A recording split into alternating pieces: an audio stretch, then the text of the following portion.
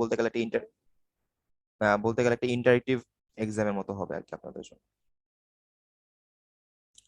তো এটা হচ্ছে আমরা শুরুতে ব্যবসা নিয়ে আলোচনা করব। তো প্রথমে হচ্ছে আপনাদের জন্য যে এখানে 4টা কোয়েশ্চেন রয়েছে, সবাই একটু আপনারা পড়ে দ্রুত খাতায় উত্তরগুলো লিখে ফেলেন। 1 নাম্বার 2 নাম্বার এভাবে দিয়ে যান, তাহলেই হবে। স্লাইডের নাম্বার আপনার দেখতে হবে না, জাস্ট আপনারা দেখবেন যে কয়টা দিচ্ছে সেভাবে করে লিখে পরে হচ্ছে অ্যান্সার গুলো করে ফেলেন।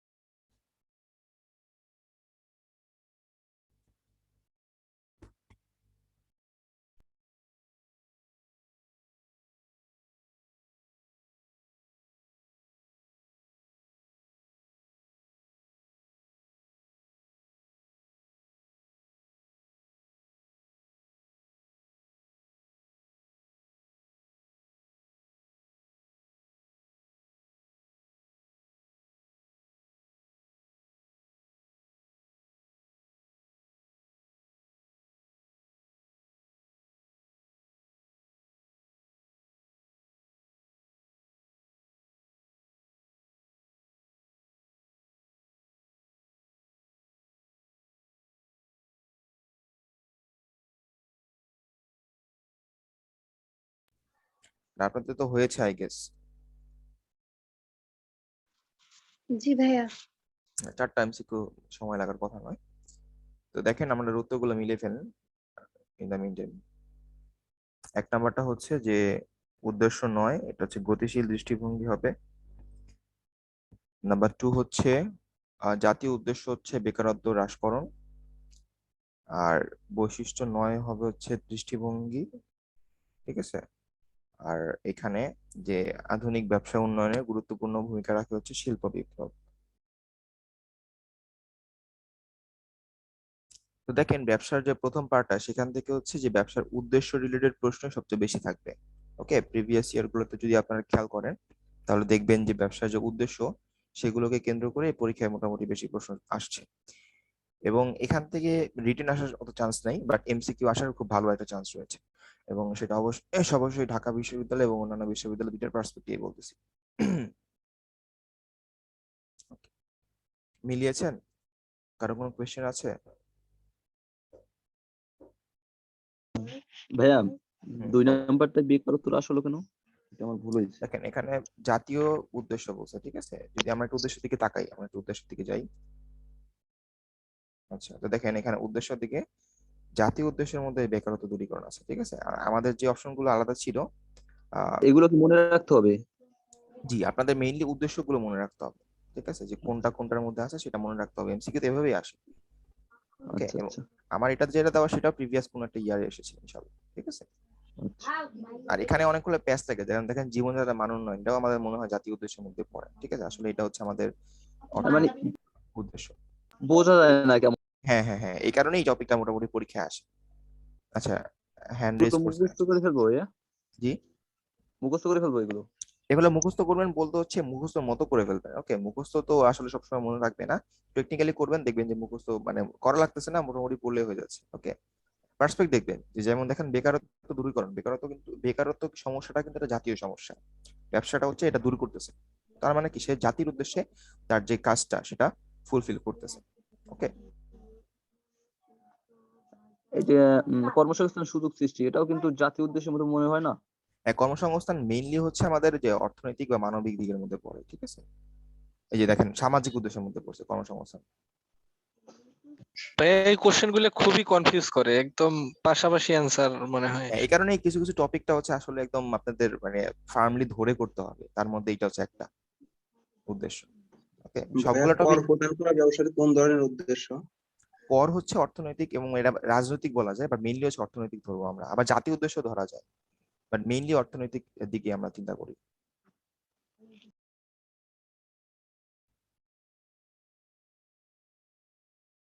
আর মৌলিক বৈশিষ্ট্য যেগুলো আছে ব্যবসার মৌলিক বৈশিষ্ট্য সেগুলো খুবই সিম্পল, আপনার রেগুলার রিডিং পড়লে দেখেন এই যে মৌলিক বৈশিষ্ট্য এটা রিডিং পড়লে মনে থাকে। ওকে, এটা কিন্তু একদম ওভাবে ধরে বেঁধে মুখস্থ করার কোনো টপিক না। বাট যখন হচ্ছে আপনি যে উদ্দেশ্যগুলোতে আসবেন তখনই দেখবেন যে একটা না একটা ঝামেলা চলে আসতেছে, ঠিক আছে? তো এটা একটু ভালো করে দেখবেন এই চার্টটা। আচ্ছা, এরপরে এটা সলভ করে ফেলেন।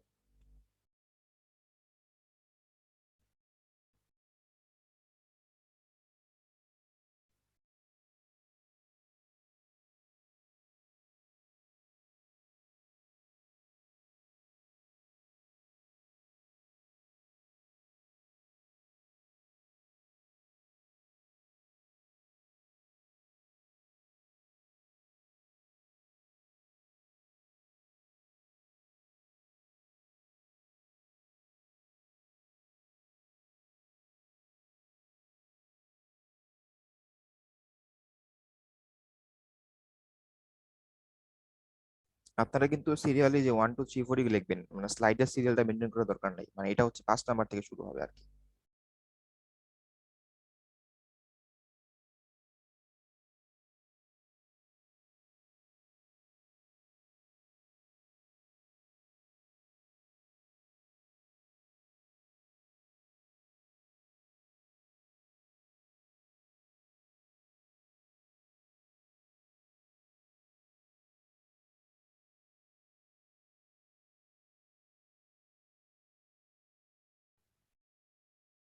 হয়েছে?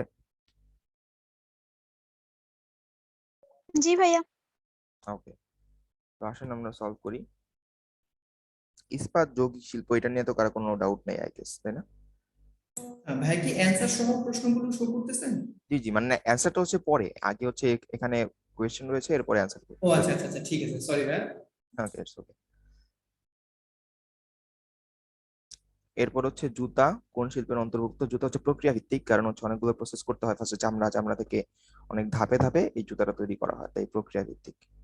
আর আইওটি, এটা নিয়ে কারো কোনো আইডিয়া আছে? আইওটি, জি ভাইয়া, আমার বোঝাই ইন্টারনেট দাও। Of things. হ্যাঁ, ইন্টারনেট অফ থিংস। ওকে, এখানে হচ্ছে অনেকগুলো ইন্ডাস্ট্রি একসাথে মিলে এই এই কাজটা কি করে, দ্যাটস তো এটা সংযুক্ত। আর হচ্ছে লবণ প্রক্রিয়া ভিত্তিক, এটা নিয়ে কারো কোনো ডাউট আছে? লবণ,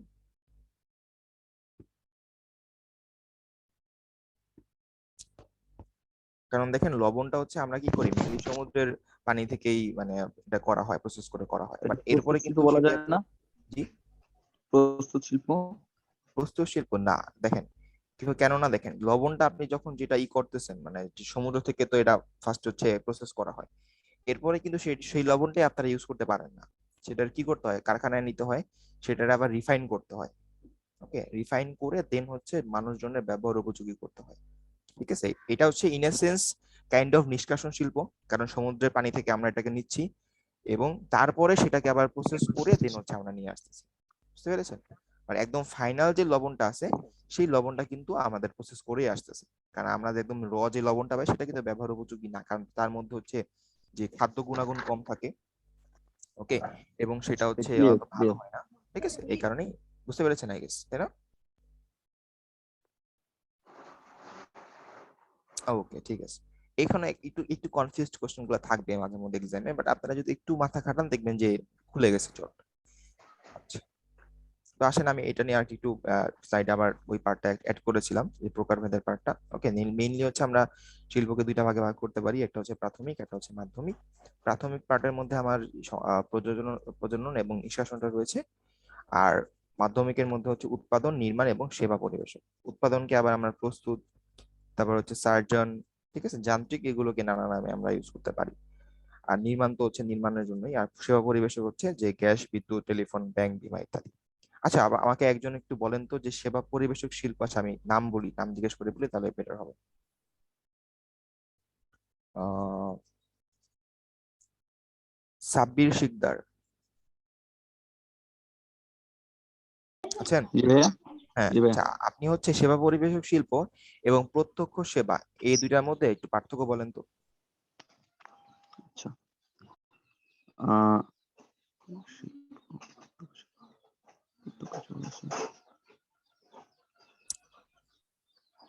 যারা যারা পারবেন তারা একটু হ্যান্ড রেজ করেন, আমি আপনাদের থেকে চুজ করবো একজনকে।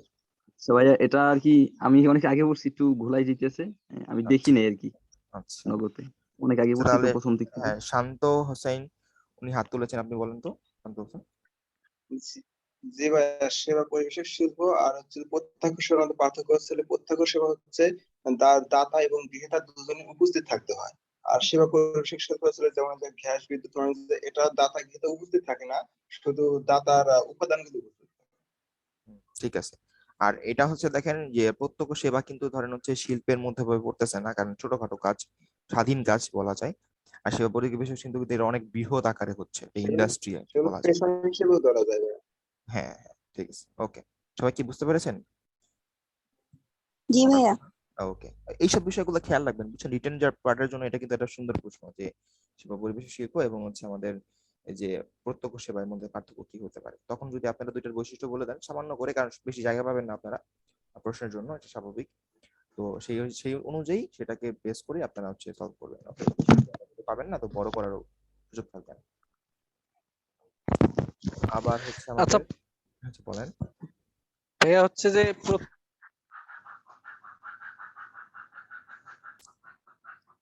আচ্ছা, বাকিরা কি শুনতে পাচ্ছেন নাকি আমি শুনতে পাচ্ছি না? না শুনতে ভাইয়া, পাচ্ছি না। শুনতে পাচ্ছি তো। মানে ওনার কথা শুনতে পাচ্ছেন? না না শুনতে ভাইয়া। পাচ্ছি না। আচ্ছা, তাহলে প্রবাবলি ওনার নেটওয়ার্ক সমস্যা। আচ্ছা, আচ্ছা আমরা ভাইয়া, ব্যাংকটাও কি প্রত্যক্ষ সেবা না? জি জি, ব্যাংক না, ব্যাংক প্রত্যক্ষ সেবা না, ব্যাংক হচ্ছে সেবা পরিবেশের শিল্প। কারণ ব্যাংক এজ এ হোল চিন্তা করেন, নট এ ব্যাংকার। ওকে, আপনি ব্যাংক এজ এ হোল চিন্তা করেন, তারা কিন্তু সেবা পরিবেশন করতেছে। ওকে, আপনি আপনি যদি এখন একজন ব্যাংকারের কাছে যান তখন সেটা অন্যভাবে হতে পারে, যিনি ইন্ডিপেন্ডেন্ট ভাবে কাজ করতেছে। কারণ ওই যে যেটা বললাম যে প্রত্যক্ষ সেবা হওয়ার জন্য কিন্তু অবশ্যই ইন্ডিপেন্ডেন্ট হইতে হয়, ডিপেন্ডেন্ট হতে পারবে না। আপনি যখন একজন ব্যাংকে যাবেন, ব্যাংকের যে ব্যাংকার থাকবে তিনি কিন্তু ওই ব্যাংকের উপর ডিপেন্ডেন্ট, ব্যাংক যাকে যে কাজ করতে বলবে তিনি কিন্তু সেটাই করবে। বাট একজন ডাক্তারের কাছে যান, সে কিন্তু হসপিটাল যেটা বলে দেবে সেটা কিন্তু করবে না, সে হচ্ছে দেখবে আপনাকে, পরে সেটা যেটা আপনার করা উচিত বা যেটা আপনার সমস্যা হয়েছে সেই অনুযায়ী তিনি ট্রিটমেন্ট করবে। বুঝতে পেরেছেন? জি ভাইয়া, বুঝতে পারছি। প্রত্যক্ষ সেবার এক্সাম্পল যেমন ধরেন প্রকৌশলী ফার্ম, ঠিক আছে, তারপর ডাক্তার, শিক্ষক, ওকে, তারপর হচ্ছে আইনজীবী যারা, তারা সবাই হচ্ছে প্রত্যক্ষ সেবার মধ্যে আছে। আর একটু ধারাবাহিক আলোচনা করব, এখন তো ধারাবাহিক আলোচনা করার দরকার আছে, আমরা তো মোটামুটি এগুলো করেছি না ক্লাসে, এখন তো জাস্ট হচ্ছে আমরা রিভিউ করতেছি। স্যার এখানে অনেকে নতুন স্টুডেন্ট আছে তো, একটু যদি আচ্ছা সময় থাকে দাঁড়াও, অনেকেই নতুন এখানে, আমাদের হচ্ছে বেশিরভাগ আচ্ছা শিক্ষার্থী নতুন। আপনি একটু যদি ওরা চায় ধারাবাহিক আলোচনা করে দিতে পারেন। আচ্ছা, ঠিক আছে, তাহলে আমি সমস্যা নেই, আমি হচ্ছে মোটামুটি অ্যাড করেছি এবং আরো ধারাবাহিক আলোচনা করবো, সমস্যা নেই। আমার এটা মোটামুটি বড়, এমন না শর্ট করি নাই, মোটামুটি অনেক টপিক আমরা অ্যাড করছি। আচ্ছা, তাহলে আমরা আগাই। এরপর হচ্ছে যেটা দেখেন, যান্ত্রিক শিল্পকে হচ্ছে আমরা 5টা ভাগে ভাগ করছি। ওকে, দেখেন যান্ত্রিক শিল্পকে 5টা ভাগে ভাগ করছি। এর মধ্যে দেখেন প্রথমে হচ্ছে আমাদের বিশ্লেষণ শিল্প আছে। ওকে, যারা নিউ তারা খেয়াল করেন, যারা মোটামুটি পুরাতন তারা মোটামুটি পেয়েছেন। এখানে কি আছে দেখেন, যে একটা পদার্থকে বিশ্লেষণ করা হয়, ভাগ করা হয়, ভাগ করে সেখান থেকে অন্য পদার্থগুলো বা যেটা ইউজ করা যাবে সেটা হচ্ছে আমরা বের করতে পারবো। যেমন ধরেন যে খনিজ তেল থেকে হচ্ছে আমরা পেট্রোল আলাদা করি, ডিজেল আলাদা করি, কেরোসিন আলাদা করি, কারণ কিন্তু খনিজ তেলের মধ্যে কিন্তু সবগুলো উপাদান মিক্স থাকে।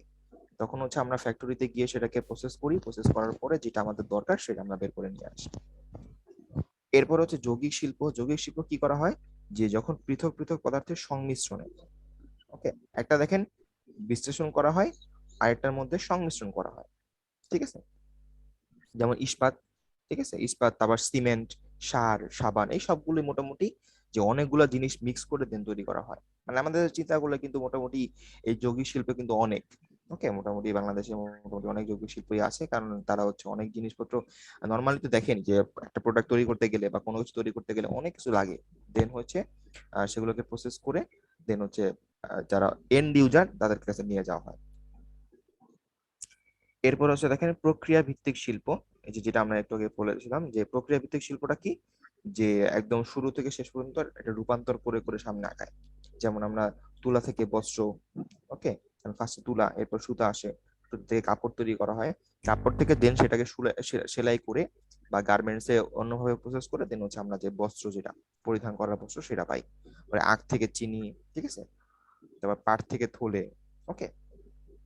সেম ভাবে আমরা যে আগের এক্সাম্পলটা দিলাম যে সমুদ্রের পানি থেকে লবণ, সেগুলো হচ্ছে বিভিন্ন প্রক্রিয়ায় বা প্রসেসের মাধ্যমে এসে দেন হচ্ছে আমাদের এন্ড ইউজারের কাছে আসে। এরপরে সংযোজন শিল্প কি করা হয়, এখানে হচ্ছে অন্য শিল্প থেকে উৎপাদিত উপকরণগুলোকে একত্রিত করে দেন নতুন একটা উপকরণ বা তৈরি প্রোডাক্ট তৈরি করা হয়। যেমন দেখেন এক্সাম্পল হিসেবে আমরা বলতে পারি রেডিও, কারণ রেডিও যখন তৈরি করা হয় রেডিওর মধ্যে কিন্তু অনেকগুলো পার্ট লাগে, ঠিক আছে, তার কেসটা লাগে, তার বিভিন্ন ট্রান্সমিটার লাগে, ঠিক আছে, তার ভিতরে স্পিকারের জন্য আলাদা পার্ট লাগে। তো আপনি যখন রেডিও তৈরি করবেন আপনার জন্য কিন্তু ধরেন সবগুলো হচ্ছে তৈরি করা একসাথে তৈরি করা পসিবল না, আপনার কি করতে হয় আলাদা আলাদা জায়গা থেকে সেগুলোকে তৈরি করে নিয়ে আসতে হয়, দেন এগুলোকে আপনি অ্যাসেম্বল করেন বা একত্রিত করেন। যেমন কম্পিউটারের বিজনেস আমরা সবচেয়ে বেশি সহজে বুঝতে পারি। তো কম্পিউটারে দেখেন মাদারবোর্ড লাগে, র্যাম লাগে, ঠিক আছে, তারপর হচ্ছে হার্ড ড্রাইভ লাগে, তারপর হচ্ছে গ্রাফিক্স কার্ড লাগে, ওকে, কেসিং লাগে, প্রসেসর লাগে। এগুলো কিন্তু এক কোম্পানি তৈরি করতে পারে না, তারা হচ্ছে ভিন্ন ভিন্ন কোম্পানি তৈরি করে। তো ভিন্ন ভিন্ন কোম্পানি গুলোকে যখন আমরা একত্রিত করি মার্কেটে সেল করি তখন হচ্ছে সেটা কি সংযোজন শিল্প হয়ে যায়। সেম ভাবে মোটর গাড়ি এবং ঘড়ি, ঠিক আছে। এবং এবং এবং এক্ষেত্রে দেখেন মাঝে মধ্যে দু একটা প্রতিষ্ঠান থাকে যেমন অনেক বড় বা বৃহৎ প্রতিষ্ঠান, তারা হচ্ছে চাইলে একটা ফার্মের আন্ডারেই বা একটার আন্ডারেই অনেক কাজ করতে পারে, ঠিক আছে। যেমন ধরেন মোটর গাড়ি ক্ষেত্রে রোলস রয়েসের কথা যদি আমরা বলি বা রেঞ্জ রোভারের কথা যদি বলি, এটা তো অনেক বড় কোম্পানি, দ্যাটস ওয়াই তারা তৈরি করতে পারে, ঠিক আছে। বাট নর্মাল চিন্তা করলে মোটামুটি অন্যান্য কোম্পানি তৈরি করা জিনিসপত্র তারা ইউজ করে আর কি। আর ফাইনালি হচ্ছে সংযুক্ত শিল্প, যেখানে হচ্ছে আহ কি বলে বিভিন্ন ধরনের শিল্প প্রক্রিয়াকে একসাথে ঘটানো হয়, ঠিক আছে, যে পুরাই আলাদা শিল্প প্রক্রিয়া সেটাকে আমি একত্রিত করতেছি। যেমন লৌহ এবং ইস্পাত, লৌহ পুরাই আলাদা একটা শিল্প প্রতিষ্ঠানের জন্য আন্ডারে পড়ে বা শিল্প ভাগের মধ্যে পড়ে, ইস্পাতও পুরাই আলাদা একটা শিল্প ভাগের মধ্যে পড়ে। যখন দুইটাকে আমি একত্রিত করতেছি তখন সেটাকে বলা হচ্ছে সংযুক্ত শিল্প, ঠিক আছে। তো সংযোজন শিল্প এবং সংযুক্ত শিল্প সেটার মধ্যে কিন্তু পার্থক্য আছে, এই পার্থক্যটা খেয়াল করবেন, ঠিক আছে। আচ্ছা, প্রশ্নটা দিলে উপকৃত হতেন। আচ্ছা সমস্যা নেই, প্রশ্নটা আমি দিব পরে, দিব, সমস্যা নেই ইনশাল্লাহ, বেশিক্ষণ না, আমরা মোট চারটা 8টা কোয়েশ্চেন সামনে আগাইছি, সমস্যা নেই। আপনার আবার শেষের দিকে আবার একটু দিব না, সমস্যা নেই। ভাই আমাদের বেশিরভাগ সময় এই সংযোজন শিল্প আর সংযুক্ত শিল্পের ঝামেলা হয়, একটু ভালোভাবে বুঝাতেন এটা যাতে সমস্যা না হয়। দেখেন সংযুক্ত শিল্প মানে হচ্ছে বৃহৎ দুইটা প্রতিষ্ঠান, বৃহৎ দুইটা শিল্প সেগমেন্ট একত্রিত হচ্ছে, ঠিক আছে। আর সংযোজন শিল্প হচ্ছে যে আপনি একটা প্রোডাক্টই বাট একটা প্রোডাক্টের ভিতরকার যে প্রোডাক্ট সেগুলো অন্য শিল্প প্রতিষ্ঠান থেকে নিয়ে আসতেছে। যেমন আমি কম্পিউটার এক্সাম্পল দিলাম, আপনি কম্পিউটার বানান, ঠিক আছে, আপনার প্রতিষ্ঠান কি করে কম্পিউটার বানায়। এখন আপনি কি চাইলে কম্পিউটারের সবগুলো প্রোডাক্ট নিজে বানাতে পারবেন? Yes or no? No. No. তাহলে কি করতে হয়, যে যে প্রোডাক্ট গুলো বানাইতে পারবেন না সেগুলো কি করবেন, অন্য যে যারা বানায় তাদের থেকে কিনে নিয়ে আসবেন। জি। তো এটাই হচ্ছে সংযোজন শিল্প, ঠিক আছে, পুরাই ভিন্ন ধরনের আর কি। কাঠ থেকে চেয়ার হচ্ছে প্রক্রিয়া ভিত্তিক শিল্প।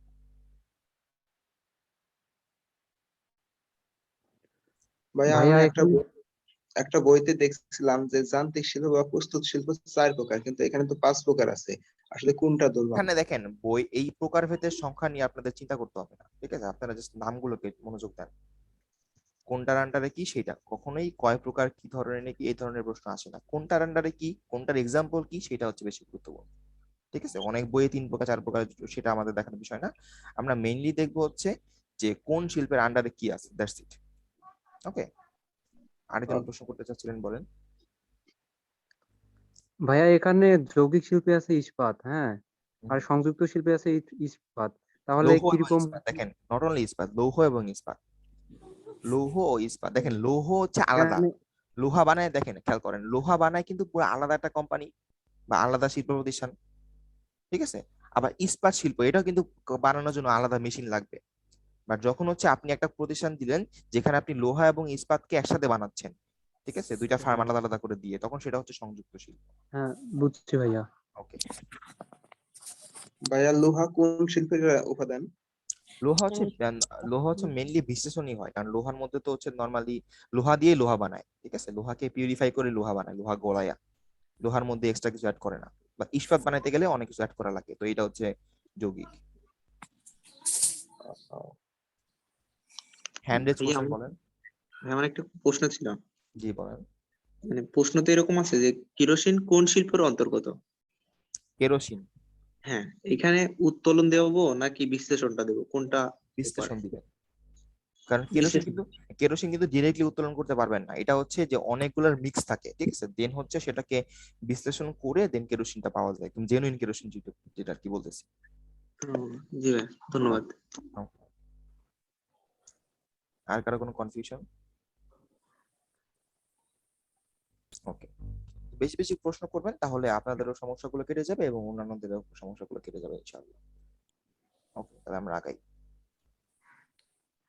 এরপরে বাণিজ্য নিয়ে আমরা যদি একটু কথা বলি। ওকে, বাণিজ্য হচ্ছে ব্যবসায়ের বন্টনকারী শাখা, ঠিক আছে, মানে বাণিজ্যের কাজ হচ্ছে ব্যবসায় যে প্রোডাক্ট গুলো আপনারা উৎপাদন করেন সেগুলোকে হচ্ছে জনমানুষের মাঝখানে বন্টন করে দেয় বা ভাগ করে দেয়, ঠিক আছে।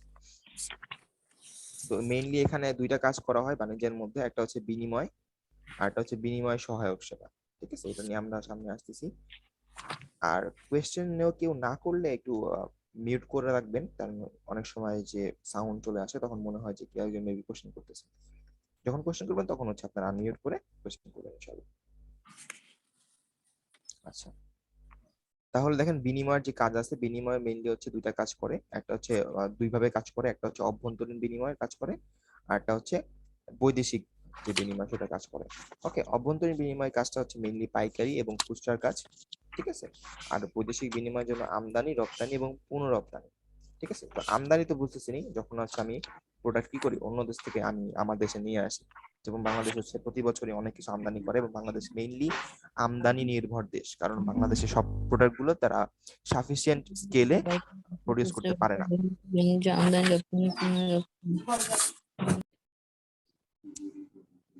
ওকে, আর রপ্তানি হচ্ছে কি, যখন হচ্ছে আমরা যে প্রোডাক্টটা হচ্ছে উৎপাদন করি সেটা হচ্ছে আমাদের জন্য বেশি হয়ে গেছে, আমাদের সব দরকার নাই, তখন হচ্ছে সেখান থেকে আমরা কিছু প্রোডাক্ট বা কিছু জিনিস বিদেশি বা অন্যান্য দেশে রপ্তানি করি বা পাঠাই দিই ইউজ করার জন্য, সেখান থেকে হচ্ছে আমরা ভালো একটা টাকা পাই, অ্যামাউন্ট পাই, যেটা আমাদের অর্থনৈতিক যেই সমৃদ্ধি সেটার জন্য সাহায্য করে।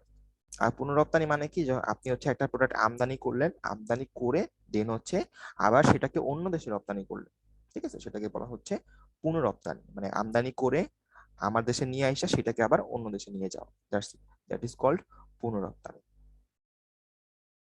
সিম্পল, একদম নর্মাল জিনিস, মোটামুটি আমরা কম বেশি জানি এগুলো। এরপরেও দেখেন 4টা এমসিকিউ রয়েছে, আপনারা একটু সলভ করে ফেলেন।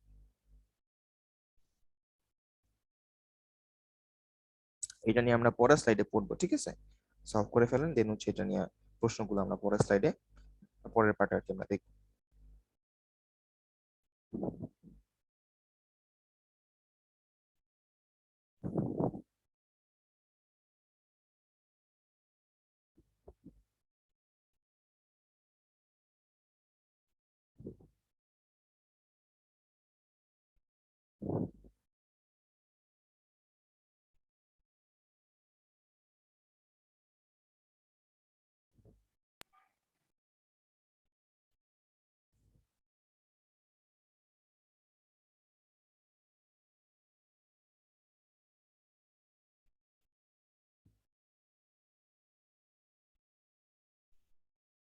ওকে, ঠিক আছে, শেষ হয়ে গেছে। তাহলে আমরা উত্তরগুলো দেখি আসেন। যে বাণিজ্য হচ্ছে রূপগত উপযোগ সৃষ্টি করে না, ঠিক আছে, ঠিক আছে, না বলছে, খেয়াল করবেন, না, দ্যাট ইজ ওই রূপগত, ঠিক আছে। আর ব্যক্তিগত প্রতিবন্ধকতা দূর করা হচ্ছে বিনিময়। ওকে, বিনিময়ের মাধ্যমে হচ্ছে আমরা ব্যক্তিগত যে প্রতিবন্ধকতা সেগুলো দূর করতে পারি। আপনারা খাতায় লেখেন, সমস্যা নেই, খাতায় লেখেন দেন মিলিয়ে ফেলেন, তাহলেই হয়ে যাবে ইনশাল্লাহ। এরপর হচ্ছে শিল্প কয় ধরনের উপযোগ সৃষ্টি করে? শিল্প হচ্ছে অনলি ওয়ান, এক ধরনের উপযোগ সৃষ্টি করে, সেটাই হচ্ছে রূপগত উপযোগ, ঠিক আছে, যেটা হচ্ছে বাণিজ্য করে না।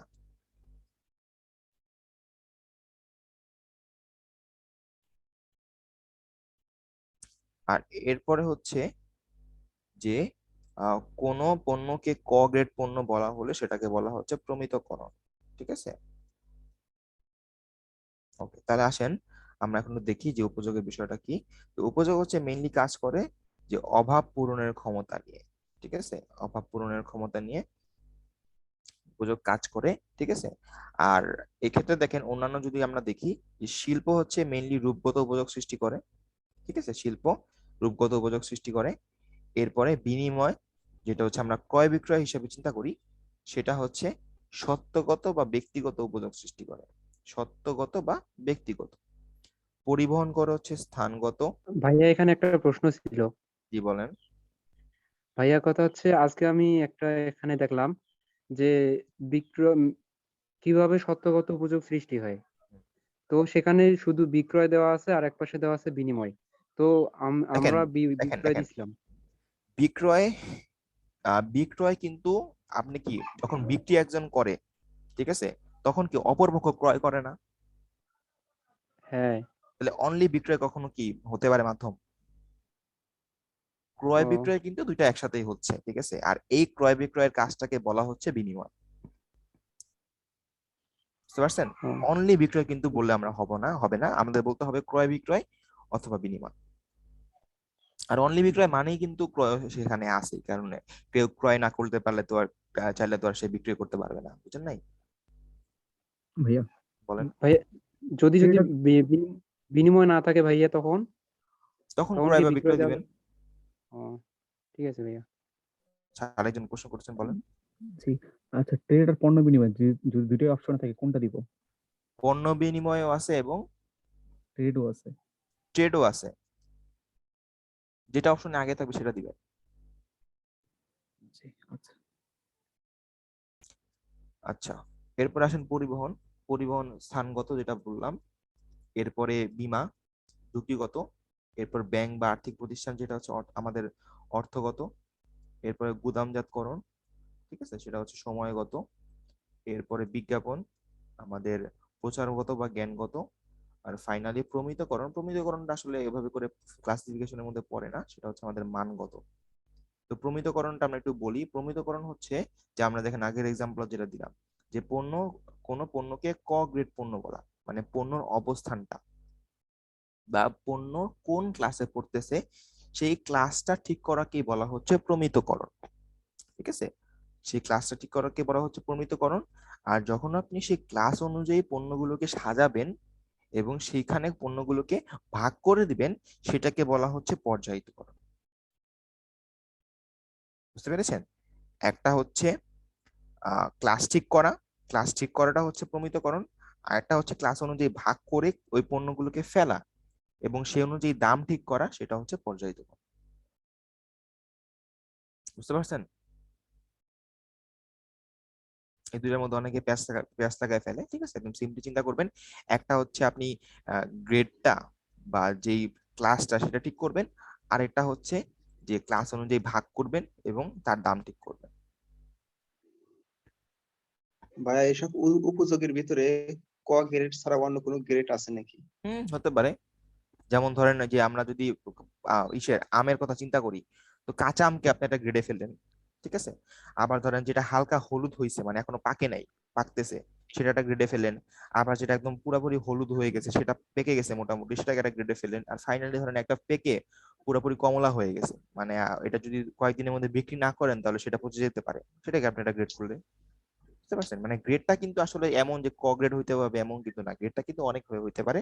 সেটা নির্ভর করবে আপনার উপরে, মানে যে আর কি উৎপাদন করতেছেন তার উপরে। ভাইয়া ক ভাইয়া যে গ্রেডের কোনো যেমন গ্রেডের কথা উল্লেখ থাকলেই কি প্রমিতকরণ হবে? হ্যাঁ, মানে যে কোনো গ্রেডিং করা বা যে কোনো ক্লাসিফিকেশন করাই প্রমিতকরণ। আর যখন হচ্ছে আপনি ওই ক্লাসে প্রোডাক্টটা ফেলবেন, ঠিক আছে, ভাগ করে ফেলবেন, তখন সেটা হচ্ছে পর্যায়িতকরণ। বলেন, কে বলতেছেন? আচ্ছা ঠিক আছে ভাইয়া।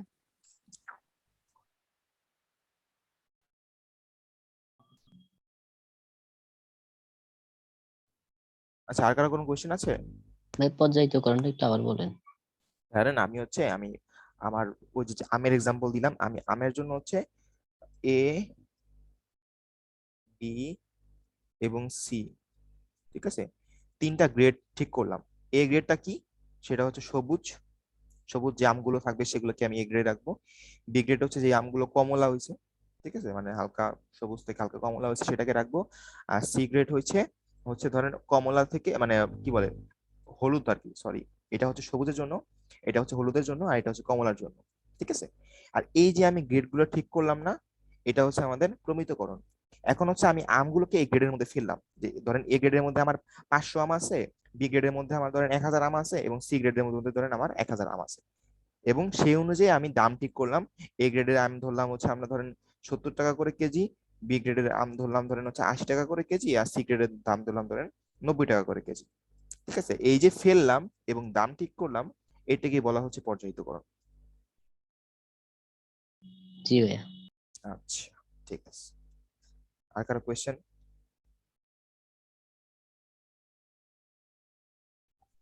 না ভাইয়া। ওকে, ঠিক আছে, আগাই আসেন। তো এরপর হচ্ছে দেখেন পণ্য বিনিময় সহায়ক সেবা। পণ্য বিনিময় সহায়ক সেবা যেগুলো আমরা একটু আগে পড়লাম কিসের মধ্যে, ব্যাংকিং, বীমা, গুদামজাতকরণ, পরিবহন এবং মার্কেটিং। ঠিক আছে, বাজারজাতকরণ প্রসার মানে হচ্ছে যে মার্কেটিং বা অ্যাডভার্টাইজিং যেটা আমরা বলি। ওকে, যেটা হচ্ছে এটার তো আমরা যে উপযোগগুলা বললামই। ঠিক আছে, ওকে। আর এই যে দেখেন প্রত্যক্ষ সেবা নিয়ে আমরা পড়ি, কথা বলি। ঠিক আছে, প্রত্যক্ষ সেবার দেখেন বৈশিষ্ট্য হচ্ছে মেইনলি 4টা। ঠিক আছে, 4টা বৈশিষ্ট্য থাকলে সেটা প্রত্যক্ষ সেবার আন্ডারে পড়বে। একটা হচ্ছে অদৃশ্যমানতা। ঠিক আছে, প্রত্যক্ষ সেবা যেটা দিচ্ছেন সেটা দেখাও যায় না, সেটা ধরাও যায় না, মানে ডাক্তার যে সেবা দেয় সেই সেবাটা দেখতে পান বা ধরতে পান না না ভাইয়া। ভাই। না। তো এটা হচ্ছে প্রত্যক্ষ সেবা।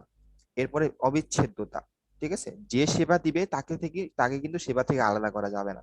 যেমন ডাক্তার সেবা দেয়, ডাক্তার থেকে সেবাটাকে আলাদা করা যাবে? না না ভাইয়া। এমন কি হওয়া যাবে ডাক্তার হচ্ছে সেবাটাকে জমা করে রাখছে বাক্সের মধ্যে, পরে বাক্সটা আপনার বাসায় দিয়ে গেল ডেলিভারি কইরা, সেটা হবে? না। না, কারণ এটা হচ্ছে প্রত্যক্ষ সেবার মধ্যে পড়তেছে।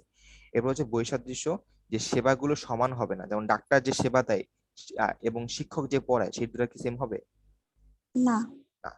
আর ফাইনালি পচনশীলতা, এগুলা কিন্তু পরবর্তী ব্যবহারের জন্য সংরক্ষণ করা যায় না। যে আপনারা এখন কি করলেন যে এই বছর ডাক্তারের কাছে গেছেন, 1 বছরের জন্য ডাক্তারদের সেবা সংরক্ষণ করে রাখছেন, 1 বছরে যাবেন না, সেটা পসিবল? না। ওকে, বুঝতে পারছেন? জি ভাইয়া। আচ্ছা, হ্যাঁ, এবার ভাইয়া আমার একটা প্রশ্ন ছিল। বলেন। ভাইয়া আপনার এখানে দেখছি কিছু কিছু ক্ষেত্রে হচ্ছে যে এই যে নশ্বরতা, ওইটা কি ভাইয়া? নশ্বরতা মানে তো পচনশীলতা। জি নশ্বর ভাইয়া। মানে কি নষ্ট হয়ে যায়? জি ভাইয়া বুঝছি। ওকে, ভাইয়া, বলেন। সেবা পরিবেশক শিল্পেও কি এই বৈশিষ্ট্যগুলো আছে? সেবা পরিবেশ শিল্প তো হচ্ছে শিল্পের আন্ডারে পড়তেছে। ঠিক আছে, আর এগুলো হচ্ছে মোটামুটি ব্যবসার কাজের মধ্যে পড়তেছে। সেবা পরিবেশক আচ্ছা। শিল্প মানে হচ্ছে বড় টাইপের হবে এবং সেটা হচ্ছে জনগণের সেবা করার জন্য হবে, এটাই মেইনলি। ঠিক আছে, জনগণের সেবা করার জন্য বড় আকারে। প্রত্যক্ষ সেবা কি ব্যবসার মধ্যে পড়ে? অবশ্যই ব্যবসার মধ্যে পড়ে, তো এটা তো প্রত্যক্ষ সেবা তো ব্যবসার একটা বড় পার্ট। বাংলাদেশে দেখবেন যে প্রত্যক্ষ সেবার হচ্ছে কন্ট্রিবিউশন সবচেয়ে বেশি। ঠিক আছে, ওই শিল্প এবং কৃষির চেয়ে প্রত্যক্ষ সেবার কন্ট্রিবিউশন সবচেয়ে বেশি, কারণ এখান থেকে মানুষ বেশি আয় করতে পারে এবং বেশি আয় করা মানেই সরকারকে বেশি পরিমাণ ট্যাক্স দেওয়া। সাইজ একটু ছোট হইলেও আসলে এখান থেকে কিন্তু মেলা টাকা টাকা আর্ন করা যায়। ঠিক আছে। ওকে, হ্যাঁ, সলভ করে ফেললাম।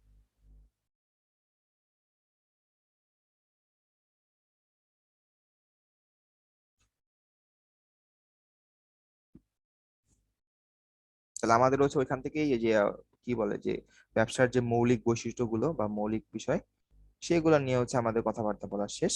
ঠিক আছে, এখন হচ্ছে আমরা শিল্প নিয়ে, সরি, পরিবেশ নিয়ে বলবো, ব্যবসার পরিবেশ।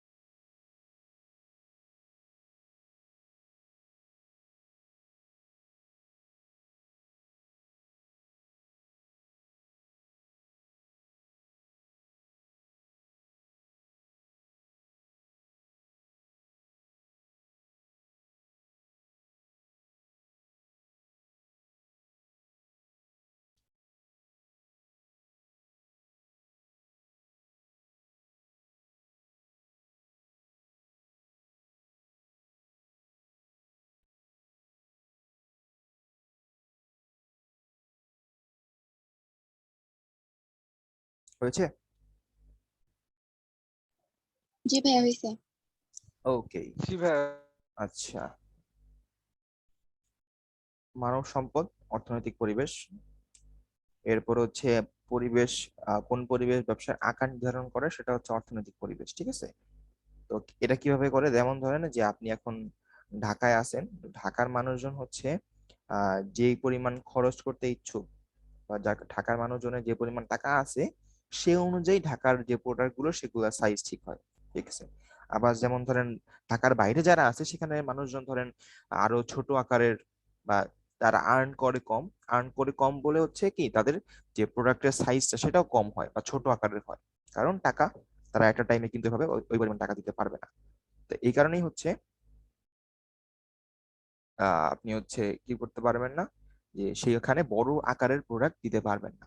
ঠিক আছে? সেই কারণেই যার যেমন পকেট সে অনুযায়ী প্রোডাক্টের আকার নির্ধারণ করা হয়। আন্তর্জাতিক সম্পর্ক সেটা হচ্ছে রাজনৈতিক পরিবেশের মধ্যে পড়ে। আইন শৃঙ্খলা এটাও রাজনৈতিক পরিবেশের মধ্যে পড়ে। ঠিক আছে? পরিবেশগুলো হচ্ছে আমার এখানে দেওয়া আছে, দেখেন। প্রাকৃতিক পরিবেশের মধ্যে তো একদম সিম্পল, প্রাকৃতিক পরিবেশ আসলে পরীক্ষা খুব কমই আসে, কারণ এগুলো মোটামুটি অপশন দেখলেই বুঝতে পারা যায় যে ভাইয়া আচ্ছা ওকে বলেন নাই। আন্তর্জাতিক পরিবেশে তো সামাজিক পরিবেশে দেওয়া বই। আচ্ছা আমরা আসতেছি। আচ্ছা নাইম হোসেন বলেন। জি ভাইয়া, এই প্রশ্নটাই ছিল মানে আচ্ছা যেটা করছে। আমরা আসতেছি, সমস্যা নেই। এটা এটা আপনাদের প্রশ্ন থাকবে আমি জানি, সমস্যা নেই। তো প্রাকৃতিক পরিবেশ সিম্পল, ভূপ্রকৃতি, জলবায়ু, নদ নদী, প্রাকৃতিক সম্পদ, পাহাড় পর্বত, দেশীয় অবস্থান, দেশের আয়তন, এগুলো প্রাকৃতিক পরিবেশ, খুবই সিম্পল জিনিস। আর অর্থনৈতিক পরিবেশের মধ্যে পড়ে হচ্ছে আমাদের আয়, সঞ্চয় যেটা, পরে অর্থ ঋণ ব্যবস্থা, চাহিদা এবং ভোগ, আর্থিক প্রতিষ্ঠান, মানব সম্পদ, উদ্যোক্তা দক্ষতা, তা ব্যবসায়ের সুনাম, ঠিক আছে, মূলধন ও বিনিয়োগ, আর ফাইনালি হচ্ছে শ্রম এবং শিল্প। খুব সিম্পল, এগুলো মোটামুটি নাম শুনলেই বুঝতে পারতেছেন সেগুলো যে অর্থনৈতিক পরিবেশের মধ্যে যাবে। এরপরে আসেন আমাদের সামাজিক এবং রাজনৈতিক। দেখেন সামাজিক পরিবেশের মধ্যে আমার এইটা আছে যেটা আপনারা কনফিউজ হয়েছেন, এবং রাজনৈতিক পরিবেশের মধ্যে আমার এই আন্তর্জাতিক সম্পর্ক বা ইন্টারন্যাশনাল রিলেশনশিপটা আছে। বাট আপনারা চিন্তা করেন যে যদি আমি ইন্টারন্যাশনাল রিলেশনশিপের কথা চিন্তা করি, কোনটা আগে আসা উচিত, রাজনৈতিক না সামাজিক? আপনাদের কি মনে হয়? রাজনৈতিক। অবশ্যই রাজনীতি। রাজনৈতিক, অবশ্যই রাজনৈতিক। কারণ যখন কূটনৈতিক আলাপ আলোচনা হয় এক দেশের সাথে অন্য দেশের, তখন সেটা অবশ্যই রাজনীতির হাত ধরেই আগে আসে। তো যখন হচ্ছে এই টাইপের প্রশ্ন থাকবে, যেটা আগে প্রায়োরিটি পাবে সেটাকে অ্যান্সার দিতে হবে। ঠিক আছে? যদি এই কোশ্চেনে রাজনৈতিক পরিবেশের অপশন না থাকে, দেন হচ্ছে আমরা সামাজিক পরিবেশ দিব। আর ভাইয়া দুইটা থাকলে? তখন ওই যে আন্তর্জাতিক সম্পর্ক, এই যে রাজনৈতিক পরিবেশের আন্ডারে। আচ্ছা। আচ্ছা ঠিক আছে ভাইয়া। ওকে, যেটাকে কি প্রায়োরিটি দিতে হবে, প্রায়োরিটি যেটাকে দিবেন। দুইটাই থাকলে কি দুইটাই থাকলে রাজনৈতিক পরিবেশ হবে আর একটা থাকলে সামাজিক হবে না? একটা থাকলে যেটা থাকবে সেটাই, একটা থাকলে তো হয় রাজনৈতিক অথবা সামাজিক, তো দুইটার হ্যাঁ একটা হ্যাঁ, দিবেন, বুঝলেন নাই? দুইটা থাকলে রাজনৈতিক হবে। রাজনৈতিক দিবেন। হবে। এরপরে দেখেন সামাজিক পরিবেশের মধ্যে কি কি আছে, দেখেন আরো জনসংখ্যা, ধর্মীয় বিশ্বাস, শিক্ষা সংস্কৃতি, দেশীয় ঐতিহ্য, ঠিক আছে, ভোক্তা আচরণ, সামাজিক প্রতিষ্ঠান, নীতি নৈতিকতা বোধ, এগুলো আর কি। আর রাজনৈতিক পরিবেশের মধ্যে দেখেন সরকার, ঠিক আছে, সরকার, আইন শৃঙ্খলা যেটা আমাদের এমসিকিউতে ছিল, সার্বভৌমত্ব, শিক্ষানীতি, রাজনৈতিক দল, সরকারি নীতি, এগুলো হচ্ছে আমাদের রাজনৈতিক পরিবেশের মধ্যে পড়ে। আর ভাইয়া, আইনগত মধ্যে বলেন। ওই যে শিক্ষানীতি, এইটা রাজনীতি কিভাবে প্রভাব ফেলে এটা একটু যদি বলতেন। শিক্ষানীতি কারা বানায়? এটা তো সরকার বানায়, সরকার বানায় না? তা সরকার কি কোনটার মধ্যে আছে? ও আচ্ছা, বুঝতে পারছি। ওকে, এরপরে আইনগত পরিবেশের মধ্যে দেখেন দ্বিপাক্ষিক চুক্তি, ঠিক আছে, এরপরে বাজার ব্যবস্থা, সুনাম হচ্ছে অর্থনৈতিক পরিবেশের মধ্যে, বাজার ব্যবস্থা, পরে শিল্প আইন, শ্রম আইন, বাণিজ্যিক আইন, আন্তর্জাতিক আইন, অন্যান্য আইন, মানে আইন তো আইনগত পরিবেশের মধ্যেই হবে, তাই না? আর এর মধ্যে জাস্ট হচ্ছে যে দ্বিপাক্ষিক চুক্তি আর হচ্ছে বাজার ব্যবস্থা, এটা একটু দেখবেন, ঠিক আছে। আর সবগুলো আইন থাকবে আর কি, আইন থাকলে আইনগত পরিবেশ, সাথে হচ্ছে এগুলো একটু দেখবেন।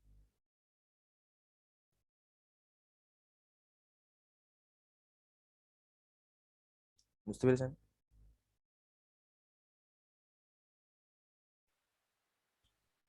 আচ্ছা।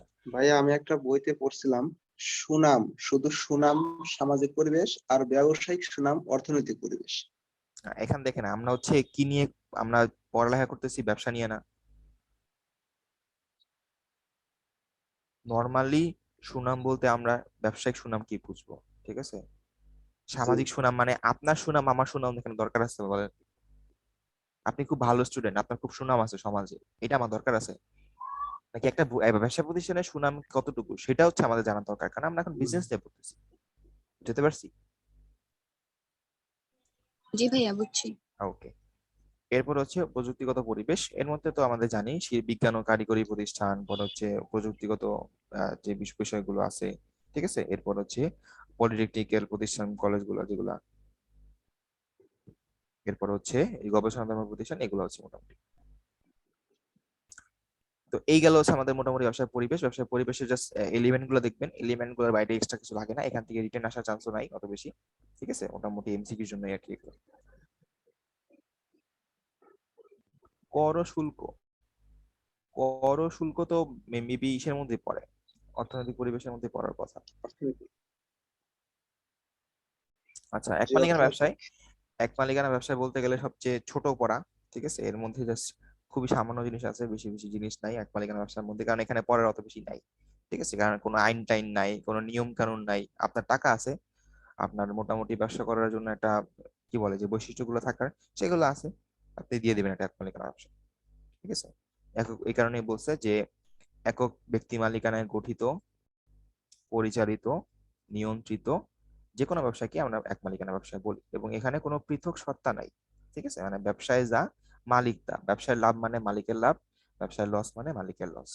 ওকে, এবং এটা হচ্ছে সবচেয়ে পুরাতন আমলের ব্যবসা, এবং একে বলা হয় সকল ব্যবসার মুরব্বি, কারণ যেহেতু পুরান বয়স হয়ে গেছে আর কি, এবং এখানে কোনো ধরনের নিয়ম কানুন নাই, ঠিক আছে? আর হচ্ছে কোনো দলিলপত্র দরকার হয় না, ঠিক আছে? কিন্তু শুধুমাত্র পৌর এবং সিটি কর্পোরেশন এলাকার জন্য ট্রেড লাইসেন্সটা লাগে, ঠিক আছে? পৌর এবং সিটি কর্পোরেশন এলাকার জন্য। আর বিশ্বের প্রায় 80 থেকে 85% এক মালিকানা ব্যবসায়, কারণ ছোট ব্যবসা তো বেশি তো হবেই।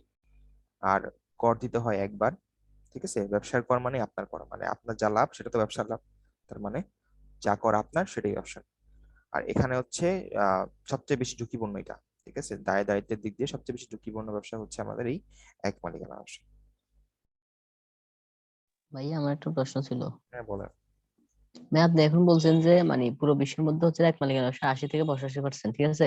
তো আমি একটা বইয়ের মধ্যে পাইছি যে হচ্ছে যে পুরো পৃথিবীতে হচ্ছে যে পুরো পৃথিবীর মধ্যে মানে বাংলাদেশে সবচেয়ে বেশি আছে এক মালিকানা ব্যবসা 85 থেকে 90%। হুম, ওইটা ভাইয়া? ওটা বাংলাদেশের পার্সপেক্টিভ, এটা তো বিশ্ব আচ্ছা পার্সপেক্টিভ বললাম না, আচ্ছা, ঠিক আছে। বুঝতে পারছেন? ভাইয়া কর দিতে হয় কত পার্সেন্ট? এটার পার্সেন্ট তো সরকার যেটা বলে দিবে সেটা,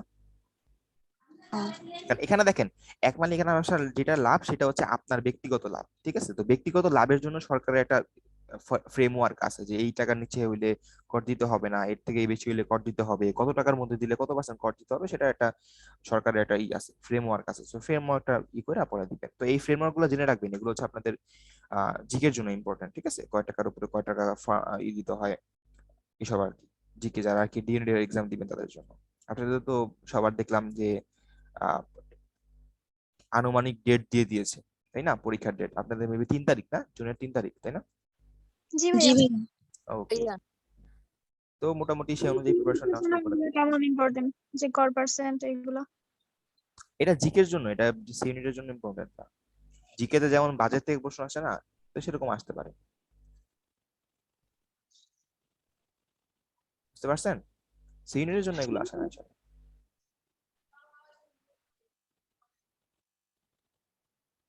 আচ্ছা জি ভাইয়া বুঝছি। আচ্ছা, নাইম হোসেন, হ্যান্ড রেজ করছেন। ভাই, ওই যে এক মালিকানা ব্যবসাকে ব্যবসায়ের রাজা বলা হয় কেন? কারণ এটা হচ্ছে সবার শুরুতে ছিল এবং এখানে কোনো ধরনের ঝামেলা নাই, এবং এটার পরিমাণও বেশি তাই। বাট ভাষা রাজা বলে কেন, এই ধরনের প্রশ্ন মানে আসার সম্ভাবনা খুবই কম, আপনারা ধরে রাখতে পারবেন, আসেই না আর কি, ঠিক আছে? কারণ এগুলো আসলে বলা যায়, দেখেন এক মালিকানা ব্যবসার সাইজ কি পরিমাণ বেশি, এবং এটা করা খুব সহজ, এর মানে কিন্তু এটা না সেখান থেকে অনেক বেশি লাভ করা যায়, বা এখান থেকে সরকার অনেক বেশি ট্যাক্স পায়, এরকম কিন্তু এইটা না, ঠিক আছে? তো চিন্তা করলে কিন্তু কোম্পানিগুলোই আসলে সবচেয়ে বেশি অবদান রাখে, ঠিক আছে? চিন্তা করলে নর্মালি। ভাইয়া হুম। সবচেয়ে ঝুঁকি কম কোনটা? ঝুঁকি কম হচ্ছে কোম্পানি, কারণ কোম্পানির জন্য আপনার যেই কয় টাকা আপনি হচ্ছে শেয়ার কিনতেছেন সেই টাকাই আপনার ঝুঁকি, এর থেকে কমও না এর থেকে বেশিও না। আর ভাইয়া বলেন। যে ব্যবসায় ঝুঁকি বেশি থাকে না ওই ব্যবসায় লাভ বেশি হয়, তাহলে এক মালিকানায় বেশি লাভ হয় না কেন? বেশি লাভ হয় না কে বলছে? লাভ বেশি হয় ঠিক আছে, বাট যখন ঝুঁকি হয় সেটা তো পুরোই আপনার, বুঝেন নাই? লাভ ও, বেশি হয় না কে বলছে? অবশ্যই লাভ বেশি হয়, কারণ যদি ধরেন কোনো একটা বছরে আপনার ক্ষতি হয়ে গেল, যেমন করোনার মধ্যে, ঠিক আছে, তো করোনার মধ্যে দেখবেন যে এক মালিকানা ব্যবসায়ী মানে যারা আছেন তারাই দেখবেন সবচেয়ে বেশি লস খাইছে, কারণ তাদের ব্যবসার পরিধি ছোট, টাকা পয়সাও ছোট, তাদের ধরেন অত ক্যাপাসিটি নাই এত বছর ধরে ব্যবসা চালানোর, টাকা আর্ন না কইরা। দ্যাটস ওয়াই কিন্তু ওইখানেই অনেক ব্যবসায়ী হচ্ছে ব্যবসা বন্ধ করে অন্যান্য ভাবে জীবনযাপন করতেছে। ঠিক আছে, লাভ হয় না বলছে, লাভ তো ভালো হয়, বা সেটা হচ্ছে ঝুঁকি যখন হয় বা যদি কোনো কারণে লস হওয়ার চান্স থাকে তখন কিন্তু সেটা বিয়ার করা টাফ। হ্যাঁ, রিমন হাত তুলছেন, বলেন। ভাইয়া এক মালিকানা ব্যবসাকে একাধিপতি ব্যবসা বলা হয়, মানে এটা মানে হচ্ছে যে এটা কি জিনিস আমি নিজে শুনিনি, বাদ দেন এই যে এগুলা। আমি একটা বইয়ের মধ্যে পাইছি যে এক মালিকানা ব্যবসাকে এক মালিকি, একাধিপতি, তারপর আচ্ছা হচ্ছে বুঝতে এক পারছি, স্বামী ব্যবসা একাধিপতি বলা মানে হয়। কি? একাধিপতি বাংলা ওয়ার্ডের মানে বলেন আমার। একাধিপতি এখানে তো ভাই হচ্ছে যে এটা এক মালিকানাকে বোঝাচ্ছে, তো হ্যাঁ এখানে দেখেন, একাধিপতি মানে কি, দেখেন একাধিপতি ওয়ার্ডটাকে আমরা ভাঙি। হ্যাঁ ওইটাই একাধিপতি মানে বলতেছি কি? আর কি। একজনের অধিপতি, ঠিক আছে, মানে হ্যাঁ একজনের পাওয়ার। তো অবশ্যই এক মালিকানা ব্যবসা কি বোঝাচ্ছে? এইটা ভাই অন্য একটা বোঝাচ্ছে না, মানে একাধিপতি মানে একের অধিক একাধিপতি মানে এরকম। কিন্তু একাধিকের অধিপতি না, একাধিপতি মানে একজনের অধিপতি। জি ভাইয়া। একজন অধিপতি। ঠিক আছে, একজন অধিপতি। চারজন হ্যান্ডেস করছেন, আবির সরকার বলেন। ভাইয়া, আমরা পরের স্টেপে যাইতে পারি। দায় দায়িত্বের বিবেচনায় সর্বোত্তম ব্যবসায় কোনটি? এখানে কোম্পানি হবে নাকি সমবায় সমিতি হবে? দায় দায়িত্বের বিবেচনায় সর্বোত্তম প্রতিষ্ঠান কোনটি? সর্বোত্তম কোম্পানি। সমবায় না কেন? কারণ সমবায়ে কারণ তো সমবায় তো আপনি কিছু হচ্ছে কিছু প্রফিট শর্ত করার আছে। উদ্দেশ্য করতেছেন না, সমবায় তো করতেছেন জনকল্যাণের উদ্দেশ্যে। আর বিজনেস মানে ভাইয়া, আগে দেখতে হবে, প্রফিট করার চিন্তা করে দেখতে হবে। সমবায় তো যতগুলাই শেয়ার থাক, মানে ভোট অধিকার তো একটাই থাকে মনে হয় না ভাইয়া? হ্যাঁ, ভোটাধিকার যে কয়টা শেয়ার সে কয়টা মানে একটা থাকবে আর কি, হ্যাঁ ভোটাধিকার একটা থাকবে। Yes. না, মানে আমি বলতে চাচ্ছি যে 20টা শেয়ার থাকে, তাইলে এ, এ, ভোট অধিকার একটাই নাকি 20টা? আচ্ছা, এটা আমরা পরে বলবো, আমরা আপাতত বাদ দিই এগুলা, ঠিক আছে, এগুলা নিয়ে পেঁচায়েন না, তাহলে আমাদের অনেক লেন্দি হয়ে যাবে। এখন আমাদের অংশীদারি ব্যবসা এবং কোম্পানি আছে, অনেক কিছু আছে, ঠিক আছে, তো ভাইয়া ওটা টপিক আসবে, দায় সমস্যা নেই। দায়িত্বের বলেন। ভাইয়া দায় দায়িত্বের বিবেচনায় কোন ধরনের ব্যবসাটি সর্বোত্তম? এখানে বইয়ে তো দেওয়া আছে এক মালিকানা ব্যবসায়। সর্বোত্তম বলছে একটা এক মালিকানা? জি। বই গ্যাঞ্জাম আছে। আচ্ছা ঠিক আছে ভাইয়া। বইয়ে ভুল দেওয়া আছে। এখানে দেখেন অ্যাডমিশন বইয়ে অনেক ভুল থাকতে পারে, ঠিক আছে, তো এগুলো খেয়াল রাখবেন। আচ্ছা, তো আমরা যাই, ঠিক আছে, সলভ করেন।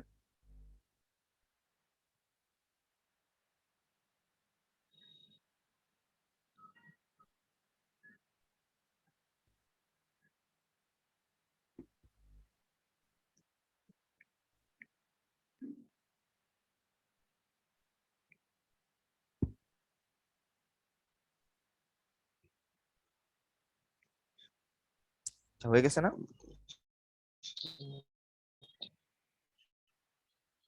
জি ভাইয়া। আচ্ছা, দেখেন, এক মালিকানা ব্যবসায় অসীম দায় বলতে বোঝায় যে দায় দায়িত্ব পরিবারের সহায় সম্পত্তি পর্যন্ত সীমাবদ্ধ।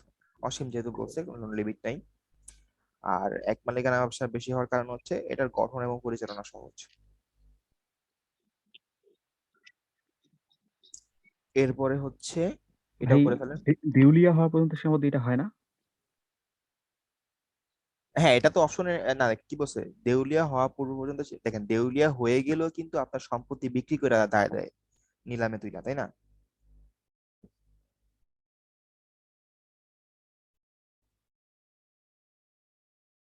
বুঝতে পারছেন? জি ভাইয়া। সব করেন।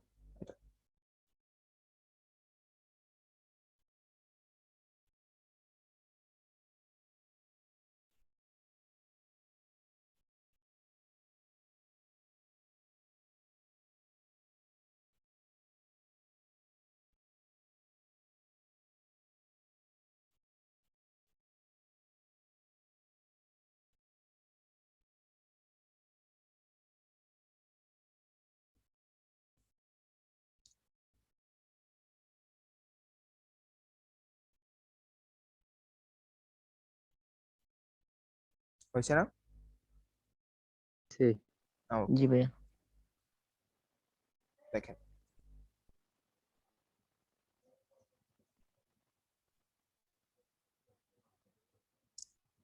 আর হচ্ছে এক মালিকানা ব্যবসার মূলধনের সীমাবদ্ধতা থাকে না, এটা সত্য না।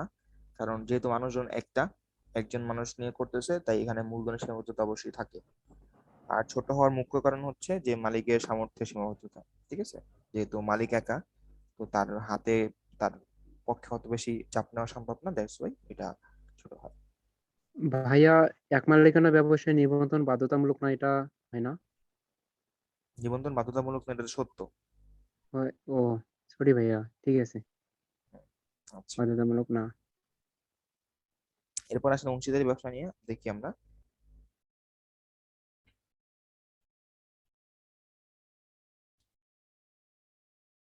দেখেন অংশীদারি ব্যবসার ক্ষেত্রে কি বলছে, যে দুই বা ততোধিক ব্যক্তি যখন আপনি মুনাফা অর্জনের উদ্দেশ্য করি, এটা নরমাল সংজ্ঞা আর কি বোঝাচ্ছে।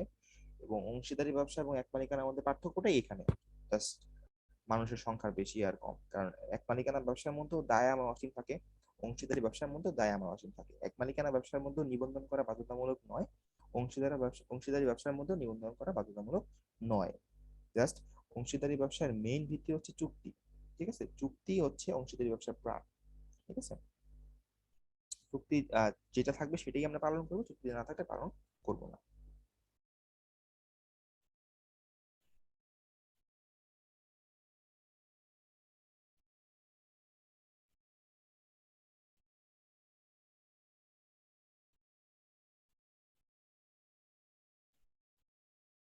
আচ্ছা, কই গেল আমার কার্সর? ওকে, মেসার্স মানে কি? মেসার্স মানে কি আমি নিজেও জানি না, বাট আপনারা দেখবেনই প্রায় সময় যে বিভিন্ন কোম্পানির আগে পরে মেসার্স থাকে। ঠিক আছে, এবং স্পেশালি হচ্ছে যে যারা এই যে দক্ষিণবঙ্গে থাকেন, তারা তো লঞ্চে মোটামুটি যাওয়া আসা করেন, তাই না? তো যেখানে দেখবেন লঞ্চের কোম্পানি গুলোর আগে মধ্যে থাকে যে মেসার্স এই শিপিং ওই শিপিং, ঠিক আছে, এরকম থাকে না? আছেন কেউ? জি ভাই, আবার দোকানেও থাকে। আচ্ছা, হ্যাঁ, দোকানে থাকে, স্পেশালি সমিল গুলোতে দেখেন, সমিলে থাকে যে মেসার্স এই সন্স এইটা ওইটা। আচ্ছা, হ্যান্ডেস করছেন একজন মিডিয়েটর। তো ভাইয়া, দায় দায়িত্ব বিবেচনা কোন ব্যবসায়ীটা ভালো? এটা তো একটু আগে বললাম, আমি ভাই, আমার বুঝাই। নেটের সমস্যা ছিল তো শুনতে। আচ্ছা, দায় দায়িত্বের বিবেচনায় সবচেয়ে ভালো হচ্ছে কোম্পানি, কারণ এখানে দায় সসীম, অসীম না।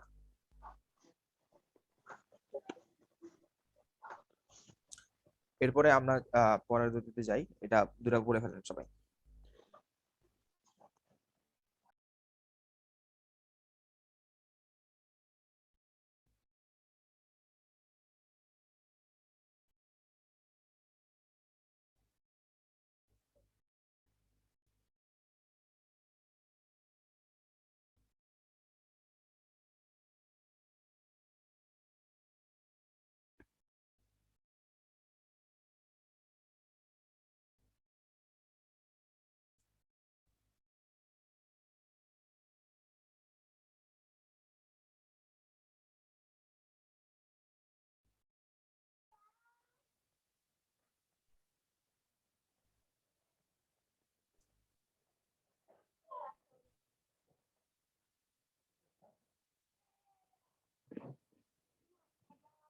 বুঝছিস না?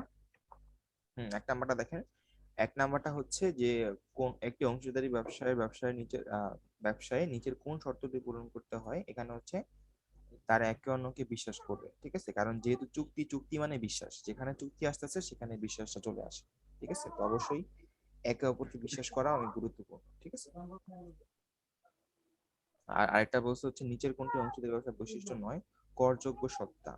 ঠিক আছে, ও ভাইয়া, আচ্ছা, এটা সরি, করযোগ্য সত্তা কি?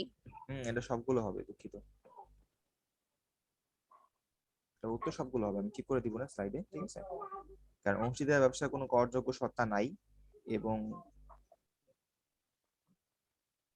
কিন্তু ভাইয়া, সম্পদের যৌথ মালিকানা তো আছে। আচ্ছা, সরি সরি সরি, এটা তাহলে ঠিক আছে, তাহলে তো আমাদের ক্ষয় হওয়ার উত্তর হবে। হ্যাঁ, ভাই, এটা ঘ হওয়ার কথা তো। দেখেন, সম্পদের যৌথ মালিকানা অংশীদারি ব্যবসায় আছে। ঠিক আছে, এবং অংশীদারি ব্যবসায় সীমিত উদ্দেশ্য থাকে, সেই হিসাব করলে শুধুমাত্র করযোগ্য সত্তা, এটা উত্তর খ হবে। ঠিক আছে। আমার ঠিক আছে। সীমিত উদ্দেশ্য তো বাধ্যতামূলক না। বাধ্যতামূলক না, বা নরমালি হচ্ছে দেখবেন আপনাদের অংশীদারি ব্যবসার মধ্যে একটা প্রকারভেদ যেটা আসে, সেখানে দেখবেন কিছু কিছু অংশীদারি জি ব্যবসা ভাইয়া। হয় সীমিত উদ্দেশ্যের জন্য, তো সেই হিসাব করলে তো এটা বৈশিষ্ট্য, ঠিক আর আছে। আর মানে কি ভাই, মানে কর দেওয়া কি বাধ্যতামূলক না? না, করযোগ্য সত্তা না, মানে হচ্ছে অংশীদারি ব্যবসা যদি আপনি নিবন্ধন না করেন, তখন হচ্ছে শুধুমাত্র যে আপনার যে পার্সোনাল আর্নিং, সেই পার্সোনাল আর্নিং থেকেই কর দিবেন, কোম্পানির আর্নিং থেকে কর আপনাকে দিতে হবে না। ও ঠিক আছে ভাই। এগুলো উত্তর কোনটা হবে? করযোগ্য সত্তা হবে? হ্যাঁ, করযোগ্য সত্তা। আচ্ছা ভাই। ভাইয়া ভাইয়া আমি এটা বুঝবো কিভাবে যে এটা নিবন্ধিত ব্যবসা কি অনিবন্ধিত ব্যবসা? অংশীদারি ব্যবসায় নরমালি অনিবন্ধিত হয়, কারণ যেহেতু বলছি যে নিবন্ধন করা বাধ্যতামূলক নয়, ঠিক আছে। তো কোশ্চেনে যদি অংশীদারি ব্যবসায় বলে, তখন আপনি বুঝবেন সেটা অনিবন্ধিত অংশীদারি ব্যবসায়, আর নিবন্ধিত হলে তখন আপনাকে বলেই দিবে সেটা নিবন্ধিত। ভাইয়া বলেন। মানে যদি সীমিত উদ্দেশ্য দেয় ওইটা দিলে কি পাপ হবে? সীমিত উদ্দেশ্য দেখেন, এটা হচ্ছে অংশীদারি ব্যবসার একটা কিন্তু প্রকারভেদের মধ্যে আছে, যে অংশীদারি ব্যবসা সীমিত উদ্দেশ্যের জন্য হইতে পারে, ঠিক আছে। তো এটা বৈশিষ্ট্যের মধ্যে তো থাকতে পারে, থাকে, তো এটা কিন্তু বৈশিষ্ট্য নয়, সেটা না। দেখেন, এটা আপনাদের বলছে যে বৈশিষ্ট্য কোনটা নয়, মানে একদমই নয় সেটা, ঠিক আছে। যে সীমিত উদ্দেশ্য, এটা অংশীদারি ব্যবসার একটা বৈশিষ্ট্য হতে পারে। কেন হতে পারে? কারণ একটা প্রকারভেদই আছে অংশীদারি ব্যবসার জন্য, যেখানে শুধুমাত্র তারা একটা নির্দিষ্ট উদ্দেশ্যের জন্যই অংশীদারি ব্যবসাটা শুরু করে, উদ্দেশ্য শেষ হয়ে গেলে তাদের কাজও শেষ হয়ে যায়। আর সম্পদের যৌথ মালিকানা, এটাও ঠিক আছে, কারণ যেহেতু অংশীদাররা একে অপরের কি বলে মালিক করে, এটাকে কি বলে, ও প্রতিনিধিত্ব করে, তো তারা হচ্ছে কোম্পানিতে না, অংশীদারি ব্যবসায় যে পরিমাণ সম্পদ থাকে, সেটা হচ্ছে নিজেদেরকে ওই পার্সেন্টেজ অনুযায়ী নিজেরা বন্টন করে দেয় নিজেদের মধ্যে, ঠিক আছে। বাট এদের হচ্ছে নির্দিষ্ট কোনো করযোগ্য সত্তা থাকে না, কারণ এটা হচ্ছে অনিবন্ধিত, ঠিক আছে। করযোগ্য সত্তা মানে কি?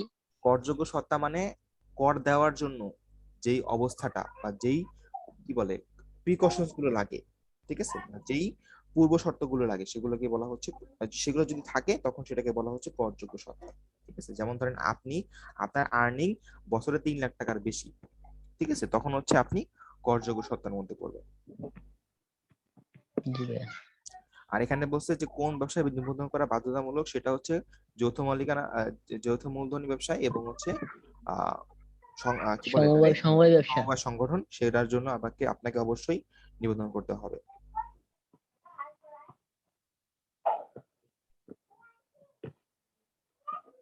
আর এখানে আমি বলছি যে মেসার্স থাকা বাধ্যতামূলক, ঠিক আছে, তো অবশ্যই থাকতে হবে, মেসার্স না থাকলে সেটা অংশীদারি ব্যবসার মতো হবে না। অংশীদারি ব্যবসার মধ্যে মেসেজ কথাটি লিখে থাকে না? হ্যাঁ, আর শুরুতে থাকবেই। ওটা কি বাধ্যতামূলক? হ্যাঁ। জি ভাইয়া। আর শুধু এখানে দেখেন কোন ব্যবসায় নিবন্ধন বাধ্যতামূলক, এখানে কিন্তু শুধু কোম্পানি না, কোম্পানি এবং সমবায় দুইটাই, ঠিক আছে, not only company but also সমবায়।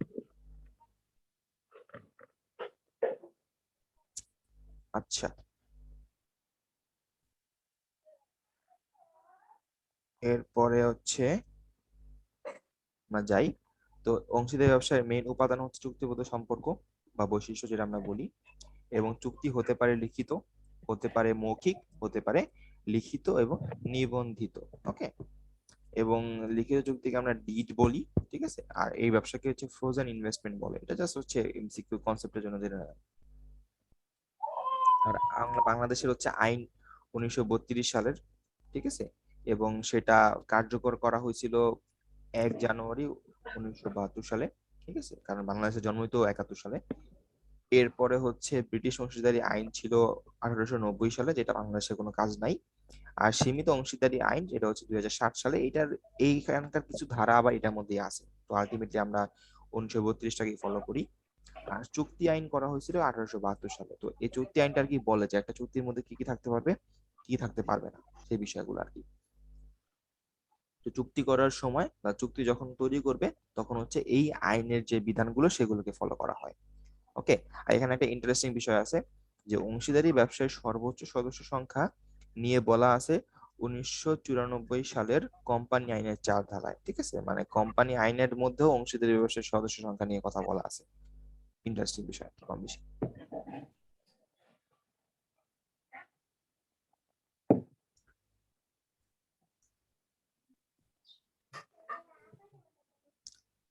ওকে, তো এরপরে আসলে হচ্ছে আমাদের পরের পার্টে যাই।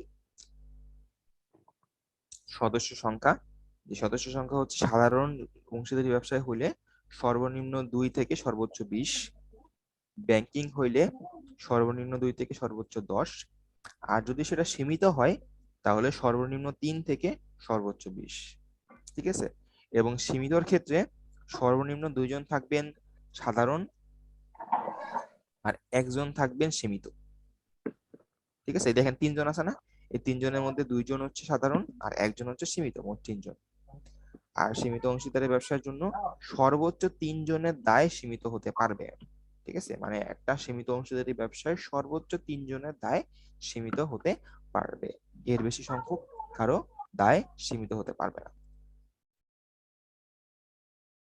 বুঝা গেছে? জি ভাইয়া বুঝছি। জি ভাইয়া। ওকে,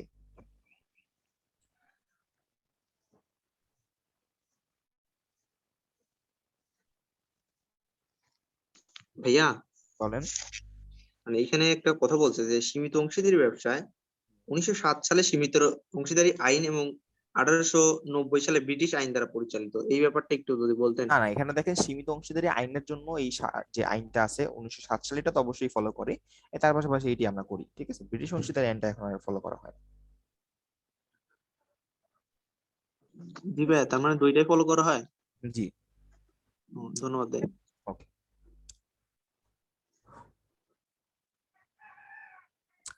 আচ্ছা, সলভ করে ফেললাম দুটো।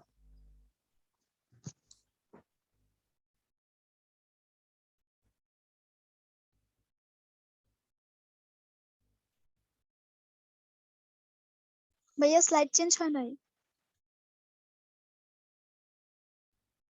স্লাইড চেঞ্জ হয় নাই? হয়েছে হয়েছে তো। ঠিক আছে, তো ওটার মানে নেট প্রবলেম। আচ্ছা, হতে পারে, আপনারা করেন, সমস্যা নেই।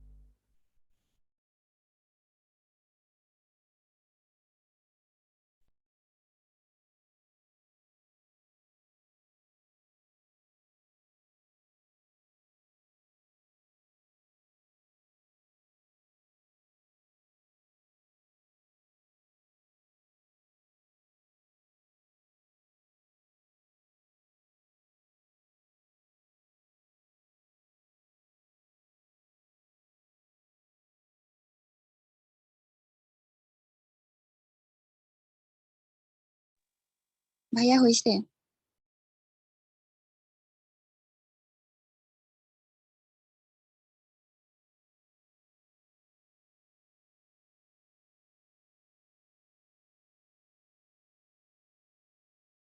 এখানে বলছে যে হচ্ছে তৃতীয় পক্ষের নিকট ইমরানকে অংশীদার হিসেবে পরিচয় দিয়েছে, বাট ইমরান আসলে অংশীদার না, বাট তিনি সেটা জানার পরেও তিনি কি করছে, যে মৌনতা অবলম্বন করছে, ঠিক আছে। দ্যাটস ওয়াই তিনি হচ্ছে একটা প্রতিবন্ধ অংশীদার, ঠিক আছে। ভাইয়া এটা নামমাত্র অংশীদার হলো না কেন?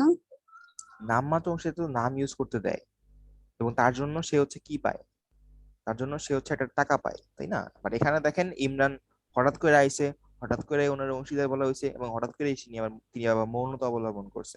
এখানে কিন্তু প্রিভিয়াস বা অন্য দিক দিয়ে কোনো ধরনের চুক্তির মধ্যে কিছু উল্লেখ ছিল না, ঠিক আছে।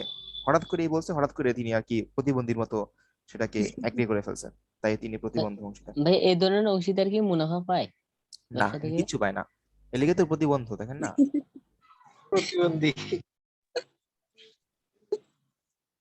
আচ্ছা, এরপরেটা হচ্ছে শুধুমাত্র মূলধন যোগান দেয় কিন্তু কার্য পরিচালনা করে না, তারা হচ্ছে নিষ্ক্রিয় বা ঘুমন্ত আমরা বলি, ঠিক আছে, টাকা দিয়ে ঘুমায় আছে।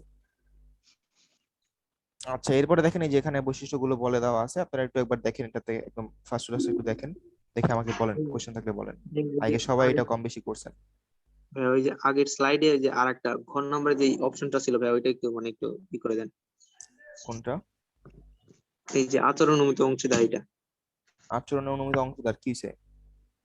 এটা মানে এটা এই সম্পর্কে একটু বলেন। আচরণে অনুমিত অংশীদার মানে হচ্ছে তিনি অংশীদার না, ঠিক আছে, বাট তিনি এমন একটা ভাব দেখায় যে না সে অংশীদার। যেমন থাকে না মাঝে মধ্যে, ধরেন আপনারা যখন স্কুলে থাকতেন, স্কুলে অনেক গ্রুপ থাকতো না, গ্রুপের মধ্যে দেখতেন একজন লিডার থাকতো, আর একজন থাকতো লিডারের চামচ, আর বাকিরা হচ্ছে মেম্বার। ঠিক আছে, তো মাঝে মধ্যে লিডার না আসলে লিডারের চামচ দেখবেন লিডারের মতো ব্যবহার করতো। ঠিক আছে, তো ওইটা হচ্ছে এটার সাথে মিল আছে যে তিনি অংশীদার না, বাট তিনি হচ্ছে এমন একটা ভাব দেখান যে তিনি অংশীদার। ঠিক আছে, এর জন্য সে কোনো টাকা পান না, এবং পিয়ন তিনি যখন হচ্ছে, হেডমাস্টার হয়ে যায়। হ্যাঁ কাইন্ড অফ ভালো এক্সাম্পল দিচ্ছেন, যে পিয়ন হচ্ছে হেডমাস্টার হয়ে গেছে। ভাইয়া আসলে সরকারি প্রতিষ্ঠানগুলোতে এমনই হয়, যে ওখানে তাদের যেই আচরণ দেখে মনে হয় তারাই আসলে বস। ভাইয়া হ্যাঁ বল। এইখানে না, এই যে ওই ব্যক্তি মানে অংশীদারের মতো আচরণ করবে, অংশীদার ব্যবসা সেটা মানে মৌনতা অবলম্বন করবে। না না, মৌনতা অবলম্বন করবে হচ্ছে অংশীদারি ব্যবসায়। ঠিক আছে, ঠিক আছে? এবং এক্ষেত্রে দেখেন নর্মাল কিছু বলে না, যেমন ধরেন আপনার ছোট ভাই, ঠিক আছে, আপনার ছোট ভাই হচ্ছে অনেক আদর করেন আপনি, এখন ছোট ভাই একদিন গেছে আপনার নাম নিয়ে ভাঙায় কিছু একটা করতে, তো ছোট ভাই তো মাফ করে দেই, এখন এটা আপনারই থাকে না, তো ওরকম কোম্পানির থাকে, আরে ও তো আমার পরিচিত ছোট মানুষ, ঠিক আছে, ছোট কাজ করে থাক, একটু করুক, আমার একটু মাফ করে দিই, এরকম টাইপের কি ব্যাপার থাকে। আর প্রতিবন্ধ অংশীদার হচ্ছে আমরা আমরা পরিচয় দিব, আমরা কিন্তু পরিচয় দিব, যেমন ধরেন আপনি বললেন যে সাকিব আল হাসান আমাদের ব্যবসার সাথে অংশীদার আছে, ঠিক আছে, সাকিব আল হাসান সেটা শুনাও তিনি হচ্ছে চুপ করে আছে, তখন সেটাকে বলা হচ্ছে আমাদের প্রতিবন্ধ। ঠিক আছে, জি ভাই, মানে এই ব্যাপারটা একটু ভুল হয়ে যায়, তো তার কারণে একটু মানে একটা বলে একটা হচ্ছে ওই যে ব্যক্তি সে জেনেও মৌনতা অবলম্বন করে, আরেকজন হচ্ছে অংশীদারি ব্যবসা, সে হচ্ছে মৌনতা অবলম্বন করে। ঠিক আছে, জি ভাইয়া। জি। তো এই চার্টটা আপনারা দেখেন, সবাই দেখলে কোনো কোয়েশ্চেন থাকলে আমাকে বলেন, এটা হচ্ছে একটা কমন চার্ট, মানে এর মধ্যে আর কি একটা চার্ট থেকে মোটামুটি সবকিছু আপনারা জেনে যাবেন যে কেমনে কি হইলো আর কি, মোটামুটি তাতে আর কি পরীক্ষার আগে দিয়ে আপনাদের অনেক ইজি হবে, কারণ এক্সামের আগে তো এত বেশি পড়ার সুযোগ থাকে না, মোটামুটি চার্টটা দেখলেই হয়ে যাবে।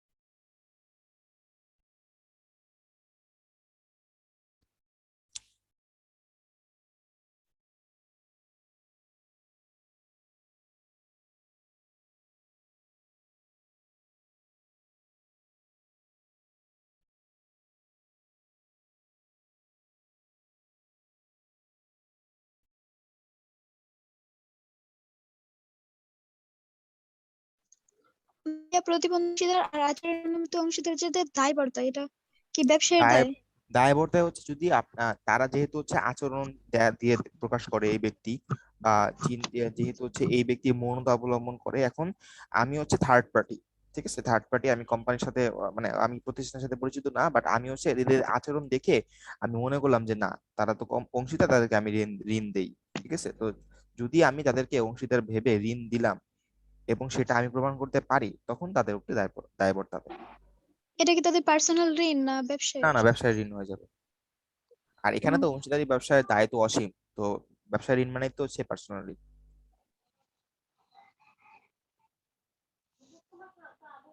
ওকে।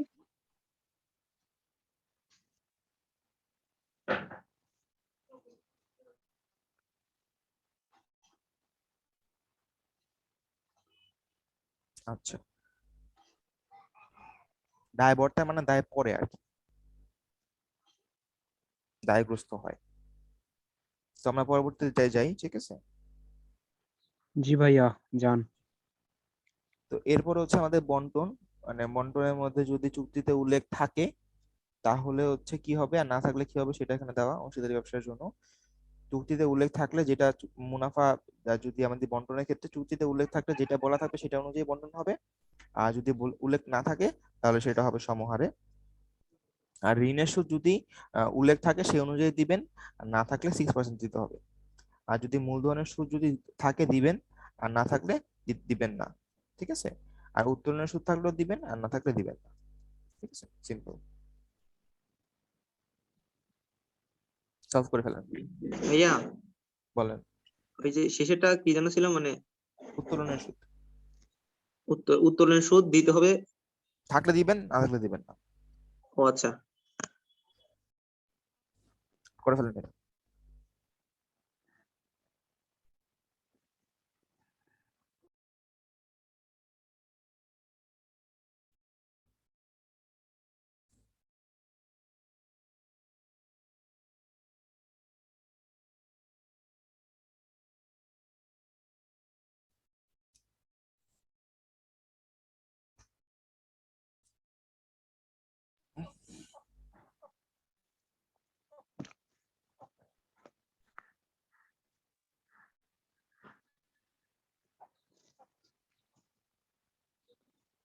আচ্ছা দেখেন, আমি সলভ করে ফেলি, এটা অনেকে পারবেন না আই গেস, একটু আনকমন দিয়েছি।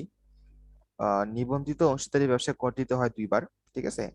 একবার দিতে হয় নিজের পার্সোনাল টাকা থেকে, আরেকবার দিতে হয় কোম্পানির মানে ব্যবসার টাকা থেকে, ঠিক আছে, যদি নিবন্ধিত হয়। যদি নিবন্ধিত হয় দেন হচ্ছে দুইবার দিতে হয়। আর ব্যবসায় নিবন্ধন হয় 58 ধারা অনুযায়ী, ঠিক আছে, যদি নিবন্ধন করতে চান দেন। আর বিজ্ঞপ্তি দ্বারা বিলোপ সাধন হয় হচ্ছে 43 ধারা। এই বিলোপ সাধন গুলো এখানে উল্লেখ করা আছে যে সকলের সম্মতিক্রমে 40 ধারা, বাধ্যতামূলক ভাবে 41 ধারা, বিশেষ ঘটনা সাপেক্ষে 42 ধারা, বিজ্ঞাপন দিয়ে বিলোপ সাধন 43 ধারা, এবং আদালতের তত্ত্বাবধানে বা আদেশক্রমে বিলোপ সাধন 44 ধারা।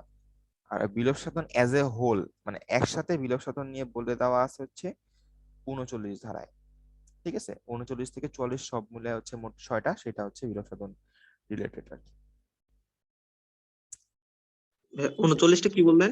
39টা হচ্ছে একত্রে মানে একটু জেনারেল কথাবার্তা বলা আছে, মানে বিজ্ঞপ্তি সম্পর্কে, সবগুলো বিলোপ সম্পর্কে, সবগুলো সম্পর্কে, হ্যাঁ বিলোপ সাধন সম্পর্কে। জি ভাই।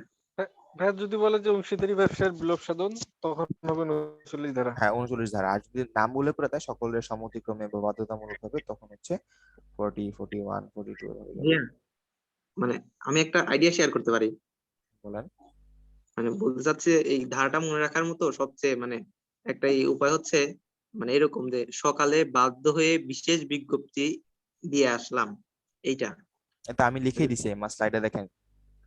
এখানে আদালত গেল, মানে এটা ছন্দটা কেমন আদালতে জানি গেল, মনে হয়। দেখেন আদালতের একটা সিস্টেম আছে না, জি ভাইয়া, যদি এই কারণেই তো এইভাবে আমি একসাথে বললাম যে সকলে বাধ্য হয়ে, সকলের তার সকলের সম্মতিক্রমে বোঝাচ্ছে, বাধ্য হয়ে বাধ্যতামূলক ভাবে বোঝাচ্ছে, বিশেষ ঘটনা সম্পর্কে বোঝাচ্ছে, বিজ্ঞপ্তি বলতে বিজ্ঞপ্তি দিয়ে বোঝাচ্ছে, আর আদালতে গেলেও বোঝাতে আদালতের সম্মতিক্রমে বোঝাচ্ছে, ঠিক আছে, একটা লাইনে, তখন আর 2টা লাইন পড়া লাগছে না। এটাও এখন সুন্দর ভাইয়া। হ্যাঁ, এখন যদি আপনি কোনোভাবে মনে রাখতে চান সেটা করতে পারেন, এটা কি আমার ওয়ে, বুঝতে পারছেন। এখন এটা তো আমি একদম মানে প্রায় বলি যে যদি আপনি নিজের কোনো ওয়ে তৈরি করতে পারেন তাহলে তো এটা আপনার জন্য অনেক ভালো হবে, ঠিক আছে, আপনার মনে রাখতে সুবিধা হবে। তো সবগুলা ওয়ে তো আর টিচাররা দিতে পারবে না, সেটা নিজে নিজে তৈরি করে নিতে হবে, নিজের মতো তৈরি করে নেবেন, এবং এতে দেখবেন যে মনে থাকাটা খুব সহজ, মনে রাখাটা খুব সহজ। না ভাই ভাইয়া, মানে আমি আইডিয়াটা শেয়ার করলাম আর কি। ওকে, কোনো সমস্যা নেই, আপনি চ্যাট বক্সে লিখে দেখেন, ঠিক আছে, যাদের যদি কারো হেল্প লাগে তাহলে তারা হচ্ছে নিতে পারবে help।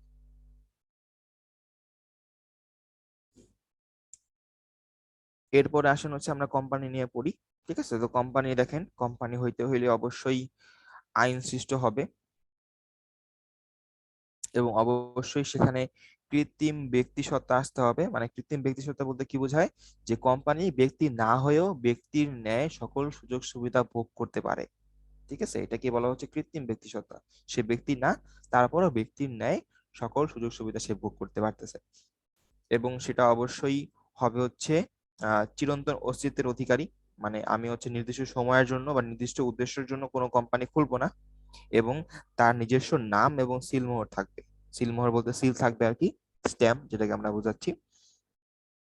এবং এখানে হচ্ছে যে মূলধনের মেইন উৎস হবে হচ্ছে শেয়ার ক্রয়, ঠিক আছে, শেয়ার ক্রয়ের মাধ্যমে মূলধন বিনিয়োগ করবে।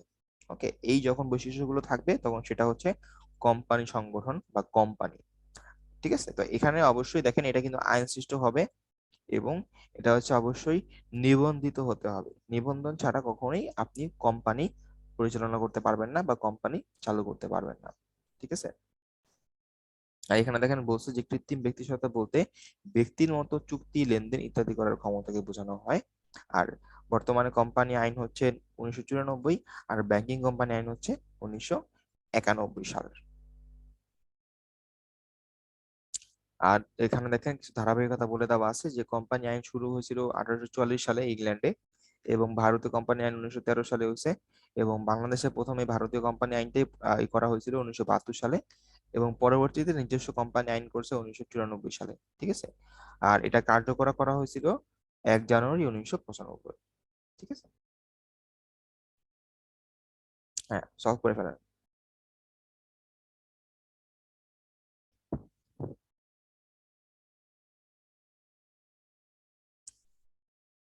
আপনারা খাতায় করতেছেন তো, খাতায় কিন্তু করবেন, ঠিক আছে, খাতায় করবেন।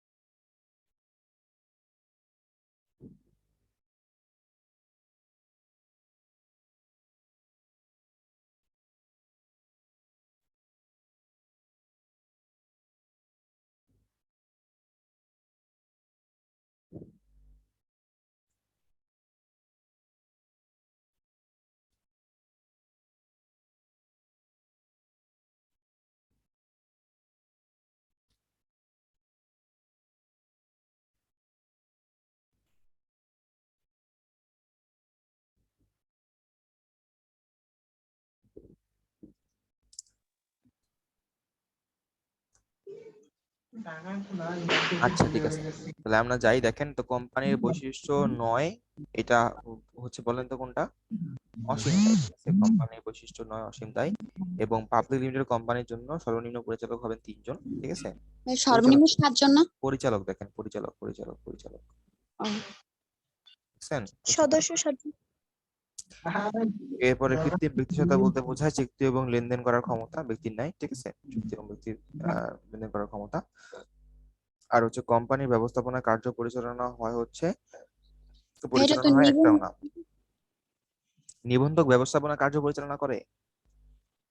ও না ভাইয়া, ব্যবস্থাপক। হ্যাঁ, ব্যবস্থাপক বা পরিচালক যারা আছেন তারা হচ্ছে এগুলা করে। তাই অপশনে নাই তো, কোনটাই না। ভাইয়া, পরিচালনা কিন্তু পরিচালক, আর ব্যবস্থাপনার কাজ করে হচ্ছে ব্যবস্থাপক। এখানে বলছে আহ ব্যবস্থাপনা কার্য পরিচালনা করে। তো দেখেন পরিচালক হচ্ছে বললে মেইনলি সবকিছুই করেন আর কি, ব্যবস্থাপনার যে কাজ তাকে হচ্ছে তারা কিন্তু সুপারভাইজ করেন পরিচালকই, তো কাইন্ড অফ তিনি কিন্তু ব্যবস্থাপনার কাজও করতেছেন কাইন্ড অফ। ঠিক আছে, তো পরিচালকও কিন্তু অপশনের মধ্যে থাকলে সেটা উত্তর হবে আগে, দেন না থাকলে দেন ব্যবস্থাপক, কারণ তিনি সবার উপরে থাকবেন। ভাইয়া, ব্যবস্থাপক আর পরিচালক দুইটা থাকলে কি হবে তখন? পরিচালক দিবেন।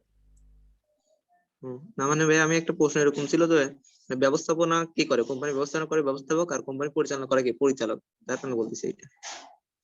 নর্মালি ব্যবস্থাপনার কাজটা হচ্ছে একটা হোল কাজ হচ্ছে করে, পরিচালকটা মোটামুটি সব কাজই করে আর কি, পরিচালকটা যারা। ভাই পরিচালকরা কি প্রবর্তকও হয় হ্যাঁ হতে নাকি? পারে। দেখেন পরিচালক হইতে হইলে আপনাকে অবশ্যই কোম্পানির শেয়ার কিনতে হবে, এবং আপনাকে অবশ্যই ভোট পাইয়া দেন হইতে হবে। ঠিক আছে, তো প্রবর্তকরা যদি শেয়ার তো অবশ্যই কিনবে, এবং তারা যদি ভোটাধিকার পায়া হইতে পারে, সমস্যা নেই।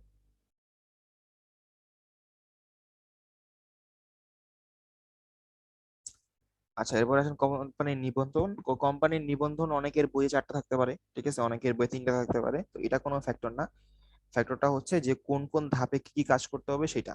ঠিক আছে, কোন ধাপে কি করতে হয় সেটাই হচ্ছে মেইনলি ইম্পর্টেন্ট বিষয়। যে যেমন ধরেন উদ্যোগ গ্রহণ পর্যায়ে, এখানে হচ্ছে অবশ্যই আমার পরিকল্পনা করতে হবে একটা, এবং কোম্পানির নামকরণ করতে হবে। এটা পরীক্ষায় আগেও 2বার আসছিল মেবি ঢাকা ইউনিভার্সিটিতে, যে কোম্পানির নামকরণ করা হয় কোন ধাপে, উদ্যোগ গ্রহণ পর্যায়ে, এটা পরীক্ষার জন্য গুরুত্বপূর্ণ। এরপর হচ্ছে নিবন্ধন পত্র পর্যায়ে, যেটা নিবন্ধন পর্যায়ে যেটা, এখানে হচ্ছে একটা ফর্ম সংগ্রহ করতে হয়, এবং দলিল পত্র তৈরি করতে হয়। ঠিক আছে, এবং এখানে স্মারকলিপির 1 কপি, এবং পরিমেল বিধির 1 কপি, ন্যূনতম মূলধন, এই সবগুলো হচ্ছে সংগ্রহ করে দেন তার হচ্ছে যেই পেপার গুলো আছে সেগুলো হচ্ছে জমা দিতে হয়, এবং সেটা হচ্ছে অবশ্যই সত্যায়িত হতে হবে, সিএ বা লয়ার দ্বারা সত্যায়িত করে দেন হচ্ছে জমা দিতে হয়। ভাইয়া, বলেন। মানে এই যে স্মারকলিপি, এটা 3 কপি তৈরি করতে হয় কিন্তু জমা দিতে হয় 1 কপি নাকি? হুম, হুম। জমা দিতে হবে 1 কপি, ঠিক আছে, কারণ 3 কপি জমা দিয়ে করবেন কি, বুঝেন নাই? ভাইয়া পরিমেল বিধিটা কি? পরিমেল নিয়মাবলী। আচ্ছা। তো এইগুলো যখন হচ্ছে আপনি দিবেন, দেওয়ার পরে যদি আপনাকে হচ্ছে নিবন্ধনের কাজে স্যাটিসফাইড হয় এবং আপনাকে ছাড়পত্র দেয়, দেন হচ্ছে প্রাইভেট লিমিটেড কোম্পানি ডিরেক্টলি কাজ শুরু করতে পারে, but public limited company directly কাজ শুরু করতে পারে না। তার জন্য হচ্ছে কার্যারম্ভর যে আছে পত্র আছে সেটা সংগ্রহ করতে হয়, ঠিক আছে, যে অনুমতি পত্র সংগ্রহ করতে হয়। এটা সংগ্রহ করার পরেই হচ্ছে সে কাজ শুরু করতে পারবে, only for public limited company, ঠিক আছে, প্রাইভেটের জন্য এটা লাগে না। সলভ করে ফেলেন।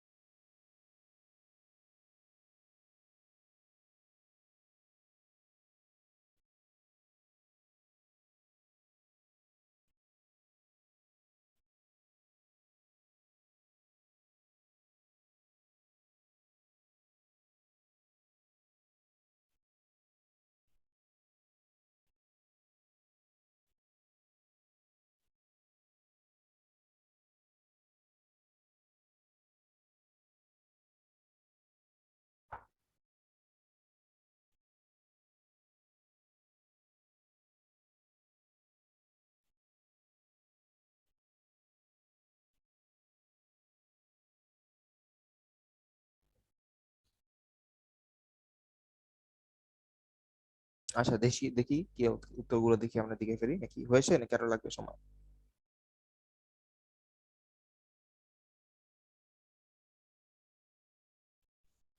ভাইয়া হয়েছে?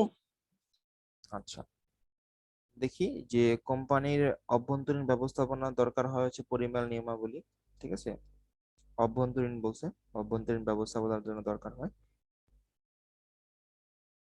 এরপরে কোম্পানির সংবিধান বলতে বোঝায় পরিমেল বন্ধ, যার অপর নাম হচ্ছে আমাদের স্মারকলিপি, ঠিক আছে।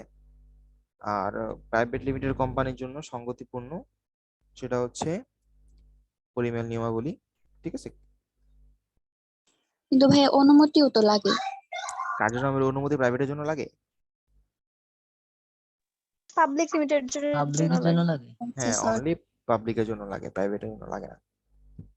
আর নামকরণ করতে হয় পরিকল্পনা তৈরির সময়, যেটা হচ্ছে আমরা উদ্যোগ গ্রহণ পর্যায়ে যেটা বলি আর কি, যে এখানে ছিল যে নামকরণ উদ্যোগ গ্রহণ পর্যায়ে। আর ফাইনালি কোম্পানির অস্তিত্বের সাথে জড়িত হচ্ছে নিবন্ধন পত্র, কারণ নিবন্ধন পত্র পাওয়া মানেই কোম্পানি অস্তিত্ব আছে বা কোম্পানি কি সিচুয়েশন, জন্মলাভ করে। হ্যাঁ জন্ম লাভ করছে আর কি, সিচুয়েটেড হয়েছে।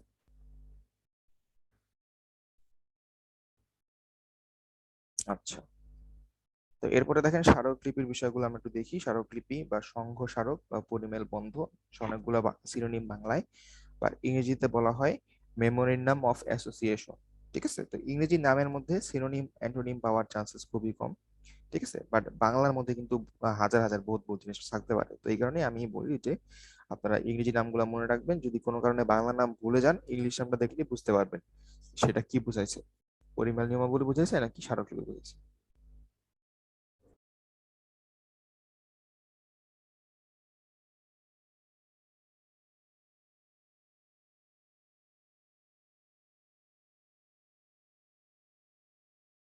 তো দেখেন এখানে বলা আছে যে এটা হচ্ছে কোম্পানির গঠনতন্ত্র, ঠিক আছে, এবং এটাকে সংগঠনের ব্লুপ্রিন্ট বলা হয়, ঠিক আছে। এখানে হচ্ছে কোম্পানির নাম, ঠিকানা, মূলধন, ক্ষমতা সব উল্লেখ থাকবে, এবং এটা হচ্ছে আহ এখানে আরো বলা আছে যে কোন ধারা অনুযায়ী পরিবর্তন করা যায়, ঠিক আছে, এবং কোম্পানি আইনের ধারাগুলা কি সবগুলো এখানে মোটামুটি বলা আছে। তো মার্ক যেগুলো করা আছে সেগুলো পড়লেই মোটামুটি হয়ে যাবে ইনশাআল্লাহ। ঠিক আছে, আচ্ছা। আরেকটা হচ্ছে আমাদের পরিমেয় নিয়মাবলী, যেটাকে আমরা বলি হচ্ছে সংঘবিধি। ঠিক আছে, এটা সিনোনিম আর কি, আর্টিকেল অফ অ্যাসোসিয়েশন।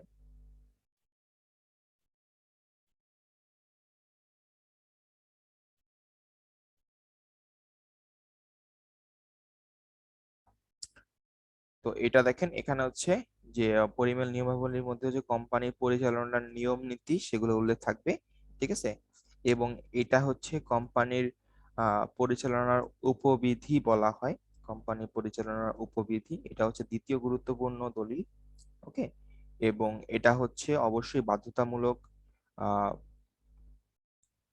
এখানে কি বলছে যে অসীম দায় কোম্পানি, প্রাইভেট লিমিটেড কোম্পানি এবং সীমিত দায় কোম্পানি এগুলোর জন্য বাধ্যতামূলক, মানে মাস্ট লাগবেই। কিন্তু পাবলিক লিমিটেড কোম্পানি পরিমেয় নিয়মাবলী না করে বিকল্প হিসেবে টেবিল এ বা তফসিল 1 গ্রহণ করতে পারে, যেটার কথা বলা আছে 18 ধারা অনুযায়ী। ঠিক আছে, তার মানে এই যে তফসিল 1 বা টেবিল এ, এটা কিন্তু অনলি পাবলিক লিমিটেড কোম্পানি করতে পারবে, সেটা কিন্তু প্রাইভেট বা অন্যান্য যে কোম্পানিগুলো সেগুলো করতে পারবে না। ঠিক আছে, আচ্ছা ওকে। তাহলে কি এই যে আপনারা কি পরিমেয় নিয়মাবলী এবং স্মারকলিপি এগুলো বুঝতে পেরেছেন? এগুলো মোটামুটি পড়বেন, পড়ে মনে রাখবেন। ঠিক আছে, এটা মনে রাখা ইম্পর্টেন্ট। ভাইয়া এখানে একটা দেওয়া আছে যে পরিবেশ নিয়মাবলী সম্পর্কে বলা আছে 1994 সালে 2.1 ঘ দ্বারা, এখানে প দ্বারা কেন দিছে? এটা জি ভাইয়া, এটা একটু গ্যাঞ্জাম থাকতে পারে। ঠিক আছে, দেখে নেবেন এটা তো আপনারা। ঘ দ্বারার মধ্যে আছে। হ্যাঁ, সমস্যা নেই, আপনারা দেখে নেবেন। ঠিক আছে, রাইটটা দেখে নেবেন। এটা একটা জি বই ভাই। থেকে তোলা, যে বললাম ভাইয়া বইয়ের তুলে গ্যাঞ্জাম থাকতে 1994 পারে। সালে বুঝি নাই। 1994 সালের কোম্পানি আইন বাংলাদেশে কার্যকর হয় কত তারিখে? এটা হচ্ছে আর কি বইয়ে দেওয়া, 1 আবার ব্যাকবনে জানুয়ারি শিখে। 1995। এটা মনে হয় ডিসেম্বর মাসে, ডিসেম্বর কি হ্যাঁ ভাইয়া, ওই জানুয়ারি? যে আর কি গুগলে সার্চ করলে পাওয়া যায় যে পয়লা ডিসেম্বরে, আবার বইয়ে আর কি পয়লা জানুয়ারি। 1 জানুয়ারি দিবেন। জানুয়ারি, আচ্ছা। আর এখানে দেখি কোশ্চেন গুলা করছেন। 1 নাম্বারের কোশ্চেন হচ্ছে নিচের কোনটি সংবিধিবদ্ধ কোম্পানি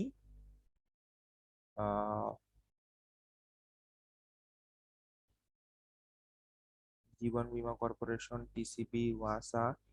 সংবিধিবদ্ধ কোম্পানি তো এখানে মোটামুটি ওয়াসা তো সংবিধিবদ্ধ কোম্পানি।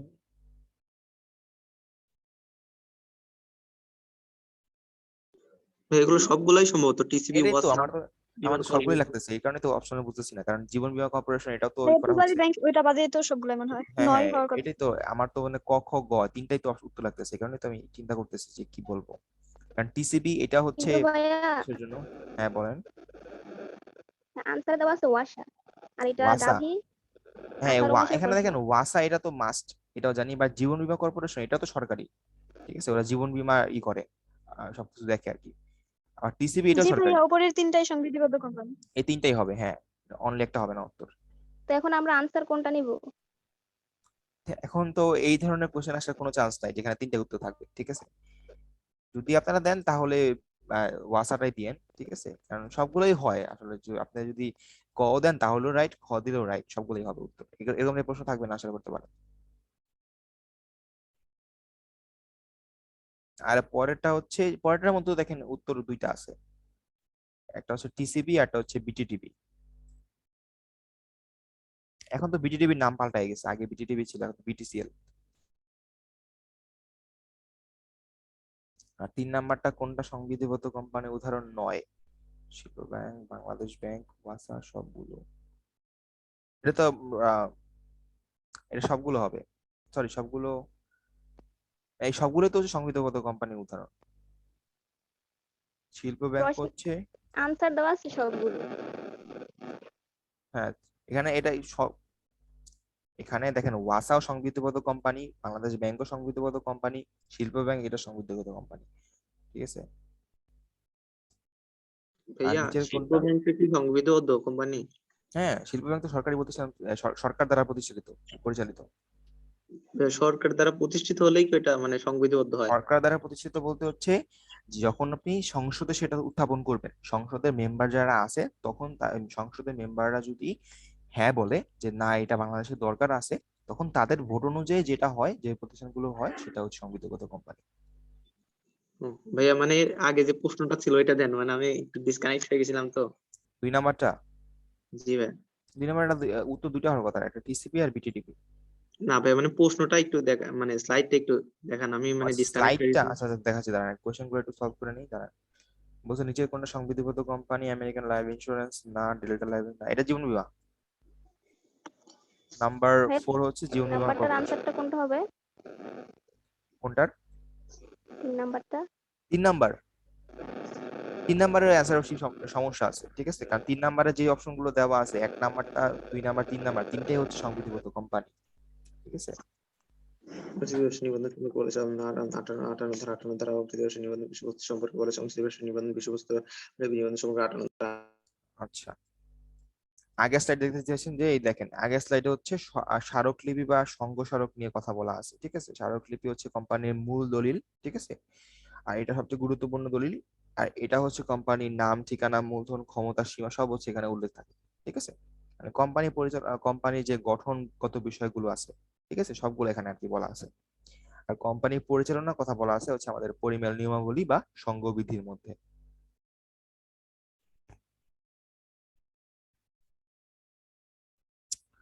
এরপরে আসেন, সলভ করে ফেলেন। ভাইয়া সম্মতি ধারায় কি আছে? সম্মতি ধারায় কি থাকে? আচ্ছা বলতেছি, সলভ করে ফেলেন, ধারায় যাচ্ছে এটা।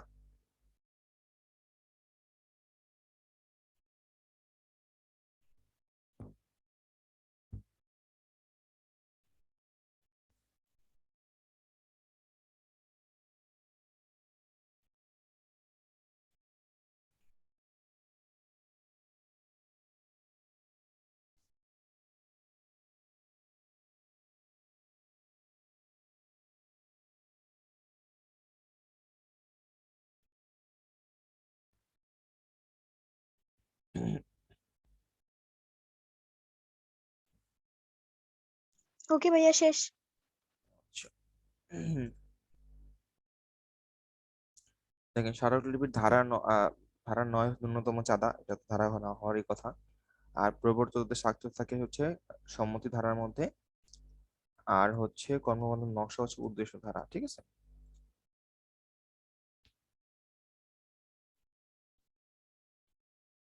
হুম, আচ্ছা, তো একজন হচ্ছে ধারাগুলো দেখতে চেয়েছেন, আমি আসলে দেখি।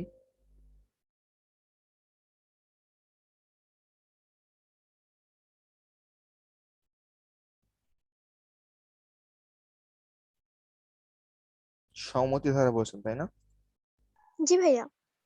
আচ্ছা, দেখেন সম্মতি ধারার মধ্যে কি বলা আছে দেখেন, যে পরিচালকগণ তাদের নামের পাশে বর্ণিত আহ পরিমাণ শেয়ার, কি পরিমাণ শেয়ার ক্রয় করছেন সেটা লিখবেন, এবং সেখানে হচ্ছে স্বাক্ষর দিবেন, ঠিক আছে? মানে সম্মতি ধারার বিষয়টা হচ্ছে যে কোম্পানি যারা পরিচালক এবং প্রবর্তক আছেন, তারা যে প্রবর্তনা করছেন সেগুলো সম্পর্কে সম্মতি দিবেন, এবং সেখানে শেয়ার ক্রয়ের পরিমাণটা উল্লেখ করবেন, এবং তার পাশে নিজে স্বাক্ষর দিবেন, ঠিক আছে?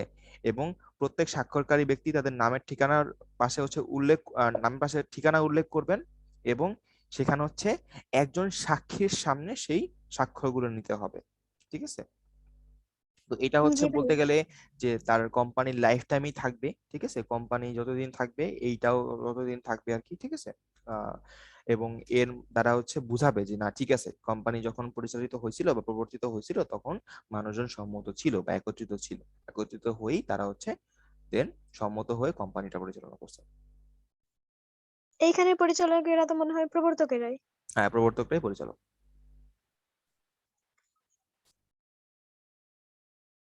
বুঝতে পারছেন?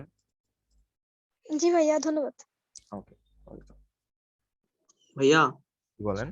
মানে ওই যে মানে কোশ্চেনটা মানে আমি আগের স্লাইডের কোশ্চেনটা পাই নাই।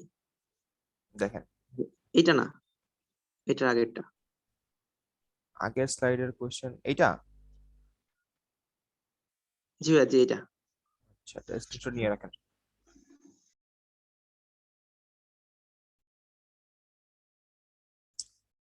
ঠিক আছে?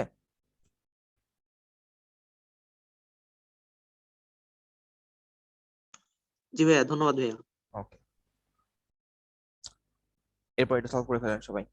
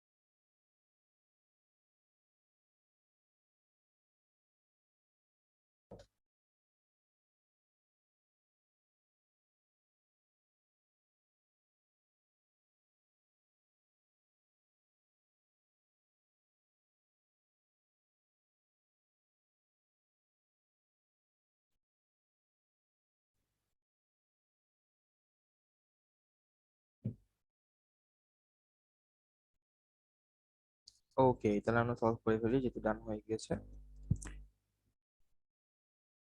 নাম্বার 1 দেখেন যে কোন কোম্পানি বন্ড ইস্যু করতে পারে না, সেটা অবশ্যই private limited company bond issue করতে পারে না। এরপর হচ্ছে নিচের কোনটি আলাদা, সেটা হচ্ছে সোনালী ব্যাংক। বলেন তো কেন, একজন আমাকে বলেন কেন সোনালী ব্যাংক আলাদা? এটা সরকারি ব্যাংক, সোনালী ব্যাংক আর জি ভাইয়া। অন্যগুলো। সরকারি ব্যাংক থেকে আলাদা? না ভাইয়া, এর মানে হ্যাঁ, বিশেষ বলে কোম্পানি এই কারণে। এটা বিশেষ কোম্পানি, হ্যাঁ ইয়েস, এটা হচ্ছে বিশেষ কোম্পানি। কারণ দেখেন সোনালী ব্যাংক হচ্ছে 1994 বিশেষ আইন সালের দিয়েছে। 1994 সালের যেটা আইন আছে সেটা দিয়েও পরিচালিত হয়। তার পাশাপাশি হচ্ছে যে ব্যাংকিং কোম্পানি আইন যেটা আছে 1991 সালের, সেটা দ্বারা পরিচালিত হয়। ঠিক আছে, যখন একটা প্রতিষ্ঠান একাধিক আইন দ্বারা, ঠিক আছে, কোম্পানি আইনের পাশাপাশি অন্য আইন দ্বারাও পরিচালিত হবে, তখন সেগুলোকে বলা হয় বিশেষ কোম্পানি। ঠিক আছে, তো এটার মধ্যেই আসেই হচ্ছে এই ব্যাংকিং কোম্পানিগুলা আর হচ্ছে বীমা কোম্পানিগুলা। ঠিক আছে, ব্যাংকিং এবং বীমা কোম্পানিগুলো হচ্ছে বিশেষ কোম্পানি আর কি। আর সে সংবিধিবদ্ধ কোম্পানি নয় গ্রামীণ ব্যাংক। আর বিদেশি কোম্পানি হচ্ছে ব্যবসা করতে পারে 378 নং ধারা অনুযায়ী। ঠিক আছে, তো শ্রেণী বিভাগটা হচ্ছে আহ, মানে অনেক ডিটেলে দেওয়া এখানে। তো এখান থেকে ওই যে দেখেন আপনারা যেটা প্যাচ লাগান সংবিধিবদ্ধ কোম্পানি, এটা খুব ভালো করে খেয়াল করবেন। এরপরে হচ্ছে যে বিশেষ কোম্পানি, ঠিক আছে, এই দুইটা পার্ট হচ্ছে সবচেয়ে বেশি ইম্পর্টেন্ট। ঠিক আছে, মানে বাকিগুলো খুব সহজ। আর এখানে দেখেন সাবসিডিয়ারি এবং হোল্ডিং, একজন বলেন সাবসিডিয়ারি এবং হোল্ডিং এর বিষয়টা বলেন।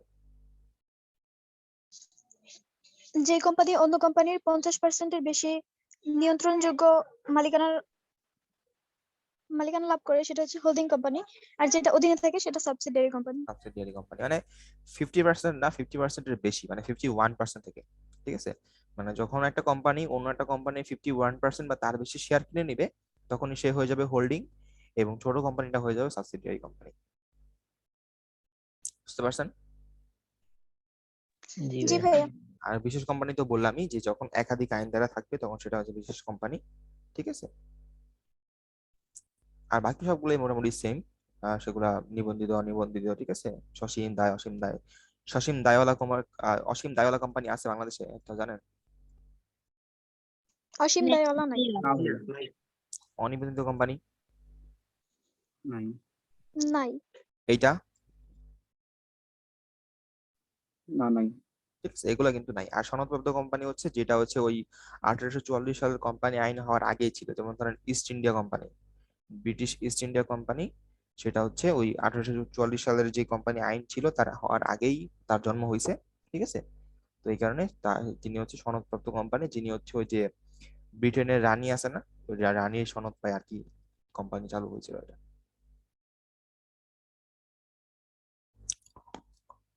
এরপর আসে শেয়ার। শেয়ার হচ্ছে কোম্পানির মূলধনের ক্ষুদ্র অংশ। ওকে, এবং শেয়ারটা হচ্ছে সমপরিমাণে হয়, প্রত্যেকটা শেয়ারের দাম সেম থাকে। 10 টাকা হলে সবগুলোই 10 টাকা, 20 টাকা হলে সবগুলোই 20 টাকা। এবং শেয়ার ক্রয়ের মাধ্যমে ক্রেতারা হচ্ছে কোম্পানির আংশিক মালিকানা সত্ত্ব পায়। এবং শেয়ার যারা কেনে, যারা সাধারণ শেয়ার কেনে, তারা কিন্তু কোম্পানির ভোট দিতে পারে বা তাদের ভোটাধিকার ক্ষমতা আছে। এবং যেটা আবার অগ্রাধিকার শেয়ারে কোম্পানির কোনো ভোটাধিকার ক্ষমতা থাকে না। ঠিক আছে, এবং এটা হচ্ছে একটা কোম্পানি সর্বোচ্চ 10% অবহারে শেয়ার ইস্যু করতে পারে, 10%-এর বেশি সে পারবে না। ঠিক আছে। এবং যখন এখানে দেখেন শেয়ারের জন্য বিষয়টা হচ্ছে সমপরিমাণে হতে পারবে, আর যখনই সেটা অসমান হবে, ক্ষুদ্র ক্ষুদ্র অসমান অংশ, সেটাকে বলা হবে স্টক। ঠিক আছে। বাংলাদেশের মার্কেটে স্টক দেখতে পাওয়া যায় না, নরমালি বাংলাদেশের মার্কেটে সব শেয়ার, বাইরের দেশে স্পেশালি ইউএসএ তে স্টক দেখতে পাওয়া যায়। ওকে। আর যখন হচ্ছে আমি শেয়ারের পূর্ণ মূল্যটা আদায় করে ফেলবো, তখন সেটাকে বলা হচ্ছে স্টক। ঠিক আছে। যখন শেয়ারের পূর্ণ মূল্য আদায় হয়ে যাবে, তখন সেটা স্টকে পরিণত করা করা যাবে। ঠিক আছে।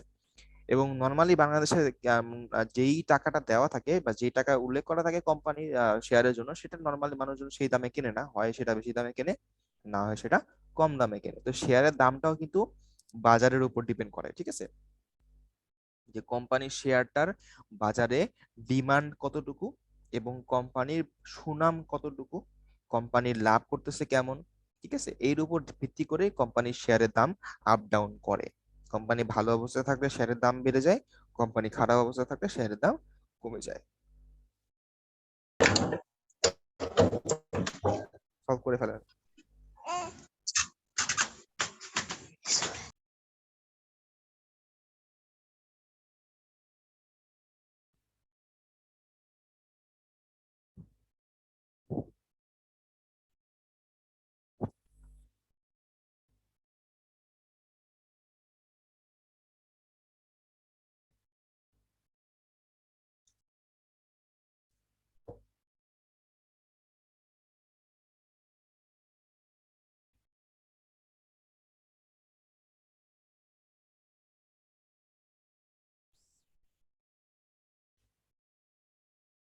আচ্ছা, তাহলে দেখেন যে যদি কি বলছে যে কোন ধরনের শেয়ার লভ্যাংশ বন্টনের সবার শেষে অংশগ্রহণ করে। ঠিক আছে। এটা হবে হচ্ছে কোন ধরনের, এটা হচ্ছে প্রবর্তকদের শেয়ার। ঠিক আছে। কোন ধরনের শেয়ার বলছে, তো প্রবর্তকদের শেয়ার হচ্ছে লভ্যাংশ বন্টনের সবার শেষে অংশগ্রহণ করে, মানে সবার টাকা লাভ ক্ষতি বন্টন করে দেওয়ার পরে যে টাকা থাকে সেখান থেকে প্রবর্তকরা লাভ পায়, প্রবর্তকদের শেয়ার। আর শেয়ার খণ্ডন করলে শেয়ারের সংখ্যা বাড়ে, শেয়ারের মূল্য কমে এবং বিনিয়োগযোগ্যতা বাড়ে, মানে সবগুলোই। ঠিক আছে। বলেন তো শেয়ার খণ্ডন কি? স্টকে পরিণত করা ভাইয়া। স্টক। জি শেয়ার খণ্ডন মানে স্টক পরিণত করা, ট্রেজারি স্টক। Treasury stock. বলেন তো ট্রেজারি স্টক কি? কোম্পানির মূলধন আবার যখন ক্রয় করে শেয়ার গুলো, কোম্পানি যখন তার বিনিয়োগকৃত মানে শেয়ার যখন তুলে নিজে নেবে। নিজে ক্রয় করে। হ্যাঁ, কোম্পানি যখন তার যেই শেয়ারটা ইস্যু করছিল, তখন সেই শেয়ারটা যখন আবার সে নিজে কিনে ফেলে, বাইব্যাক করে, তখন সেটাকে বলা হচ্ছে ট্রেজারি শেয়ার। বাট ট্রেজারি শেয়ারের সাথে শেয়ার খণ্ডনের কানেকশন বুঝলাম না, আপনারা কেন দুটাকে একসাথে করলেন? মানে ভাইয়া শেয়ার খণ্ডন বলতে মানে ছোট ছোট ভাগে ভাগ করা নাকি? হ্যাঁ, মানে শেয়ার স্টক খণ্ডন করা না, স্টকে না। দেখেন, এক ধরেন আপনার কোম্পানিতে মোট 1 লক্ষ টাকা মূলধন এবং প্রত্যেকটা শেয়ারের দাম 10 টাকা করে।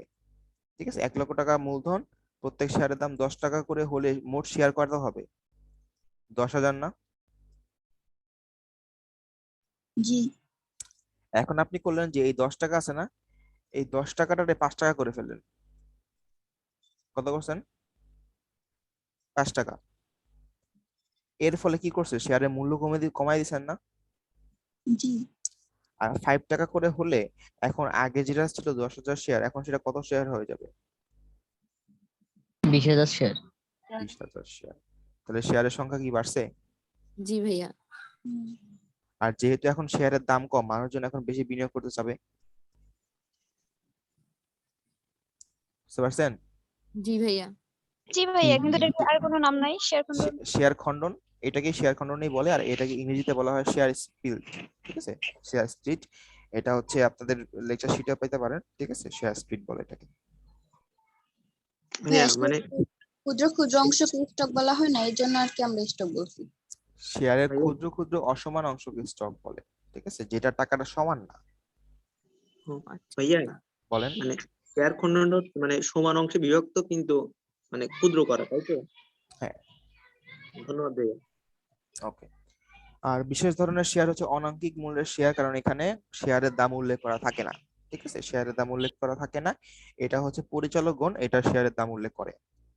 বিশেষ আমাদের যেই অনাঙ্কিক মূল্যের শেয়ার, এখানে কোনো শেয়ারের দাম থাকবে না, আমাদের পরিচালকগণ এই শেয়ারের ভ্যালুটা ঠিক করবেন।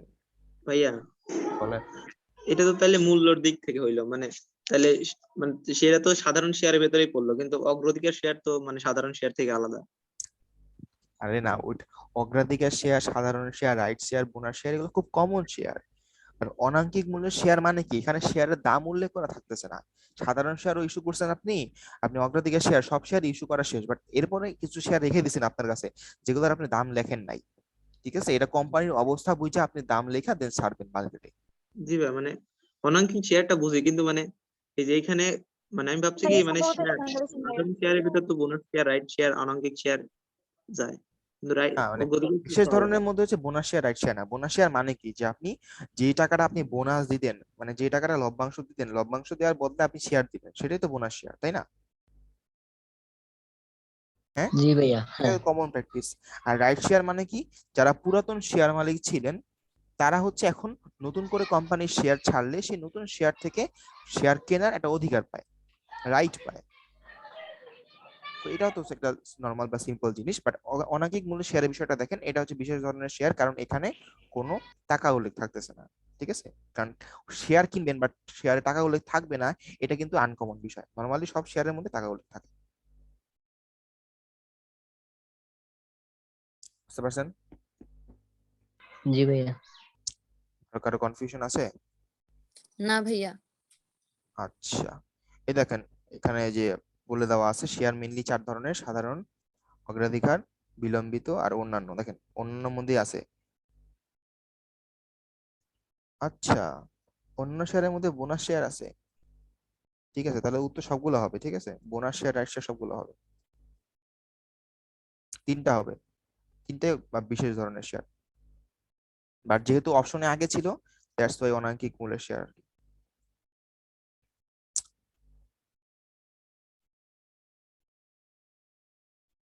বুঝতে পেরেছেন? আমি একটু প্যাচ খেয়ে গেছিলাম আর কি। 3টাই হচ্ছে আমাদের বিশেষ ধরনের শেয়ার, বাট অপশনে যেহেতু এটা আগে ছিল, দ্যাটস ওয়াই এটা উত্তর।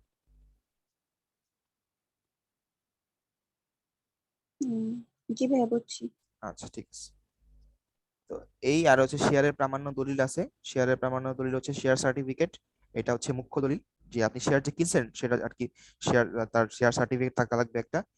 আর শেয়ার ওয়ারেন্ট, যখন হচ্ছে আপনি শেয়ারের পূর্ণ মূল্যটা দিয়ে দিচ্ছেন তখন একটা আপনাকে ওয়ারেন্ট দেওয়া হবে।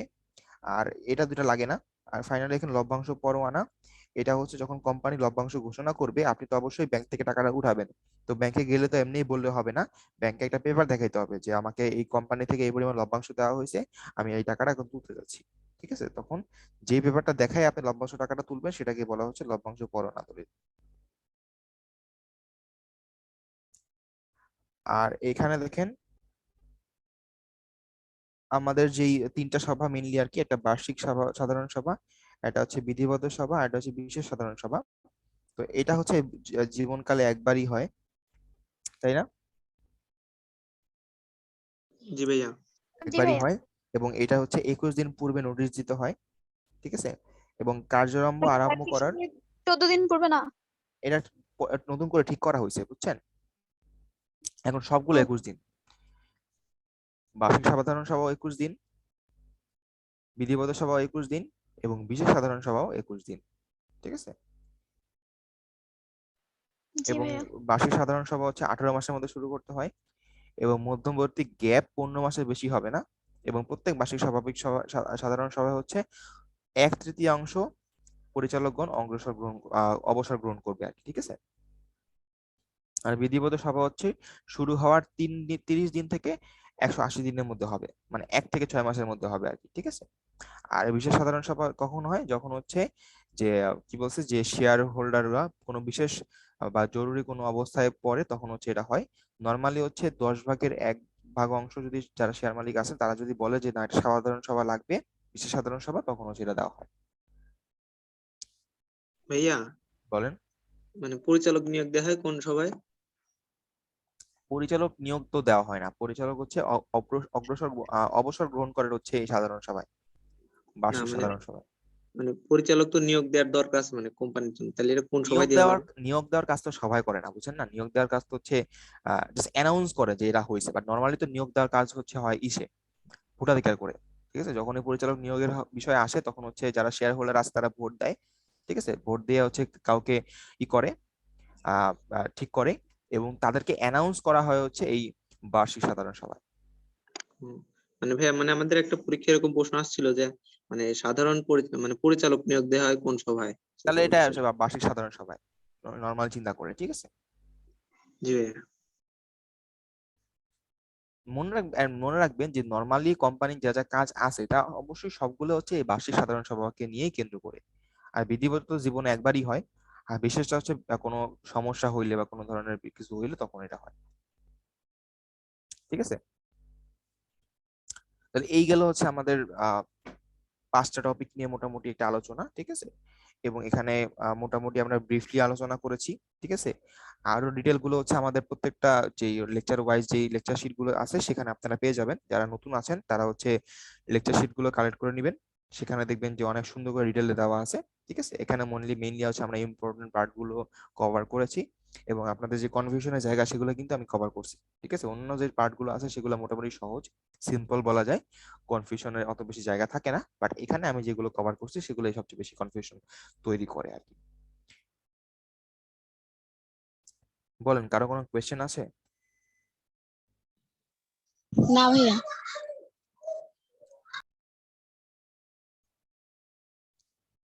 যারা নতুন আছেন তারা কি বুঝতে পেরেছেন আজকের ক্লাস? জি ভাইয়া। ওকে, আপনি হচ্ছে ভাইয়ার থেকে লেকচার শিটগুলো কালেক্ট করে নেবেন, তাহলে দেখবেন সেখানে সব ডিটেল দেওয়া আছে। ঠিক আছে, আর আমি আমার এটাও হচ্ছে দিয়ে দিব না। ঠিক আছে, পিডিএফ আকারে করে দিয়ে দিব, দেন হচ্ছে আপনারা নিয়ে নিন। আচ্ছা ভাইয়া। আচ্ছা,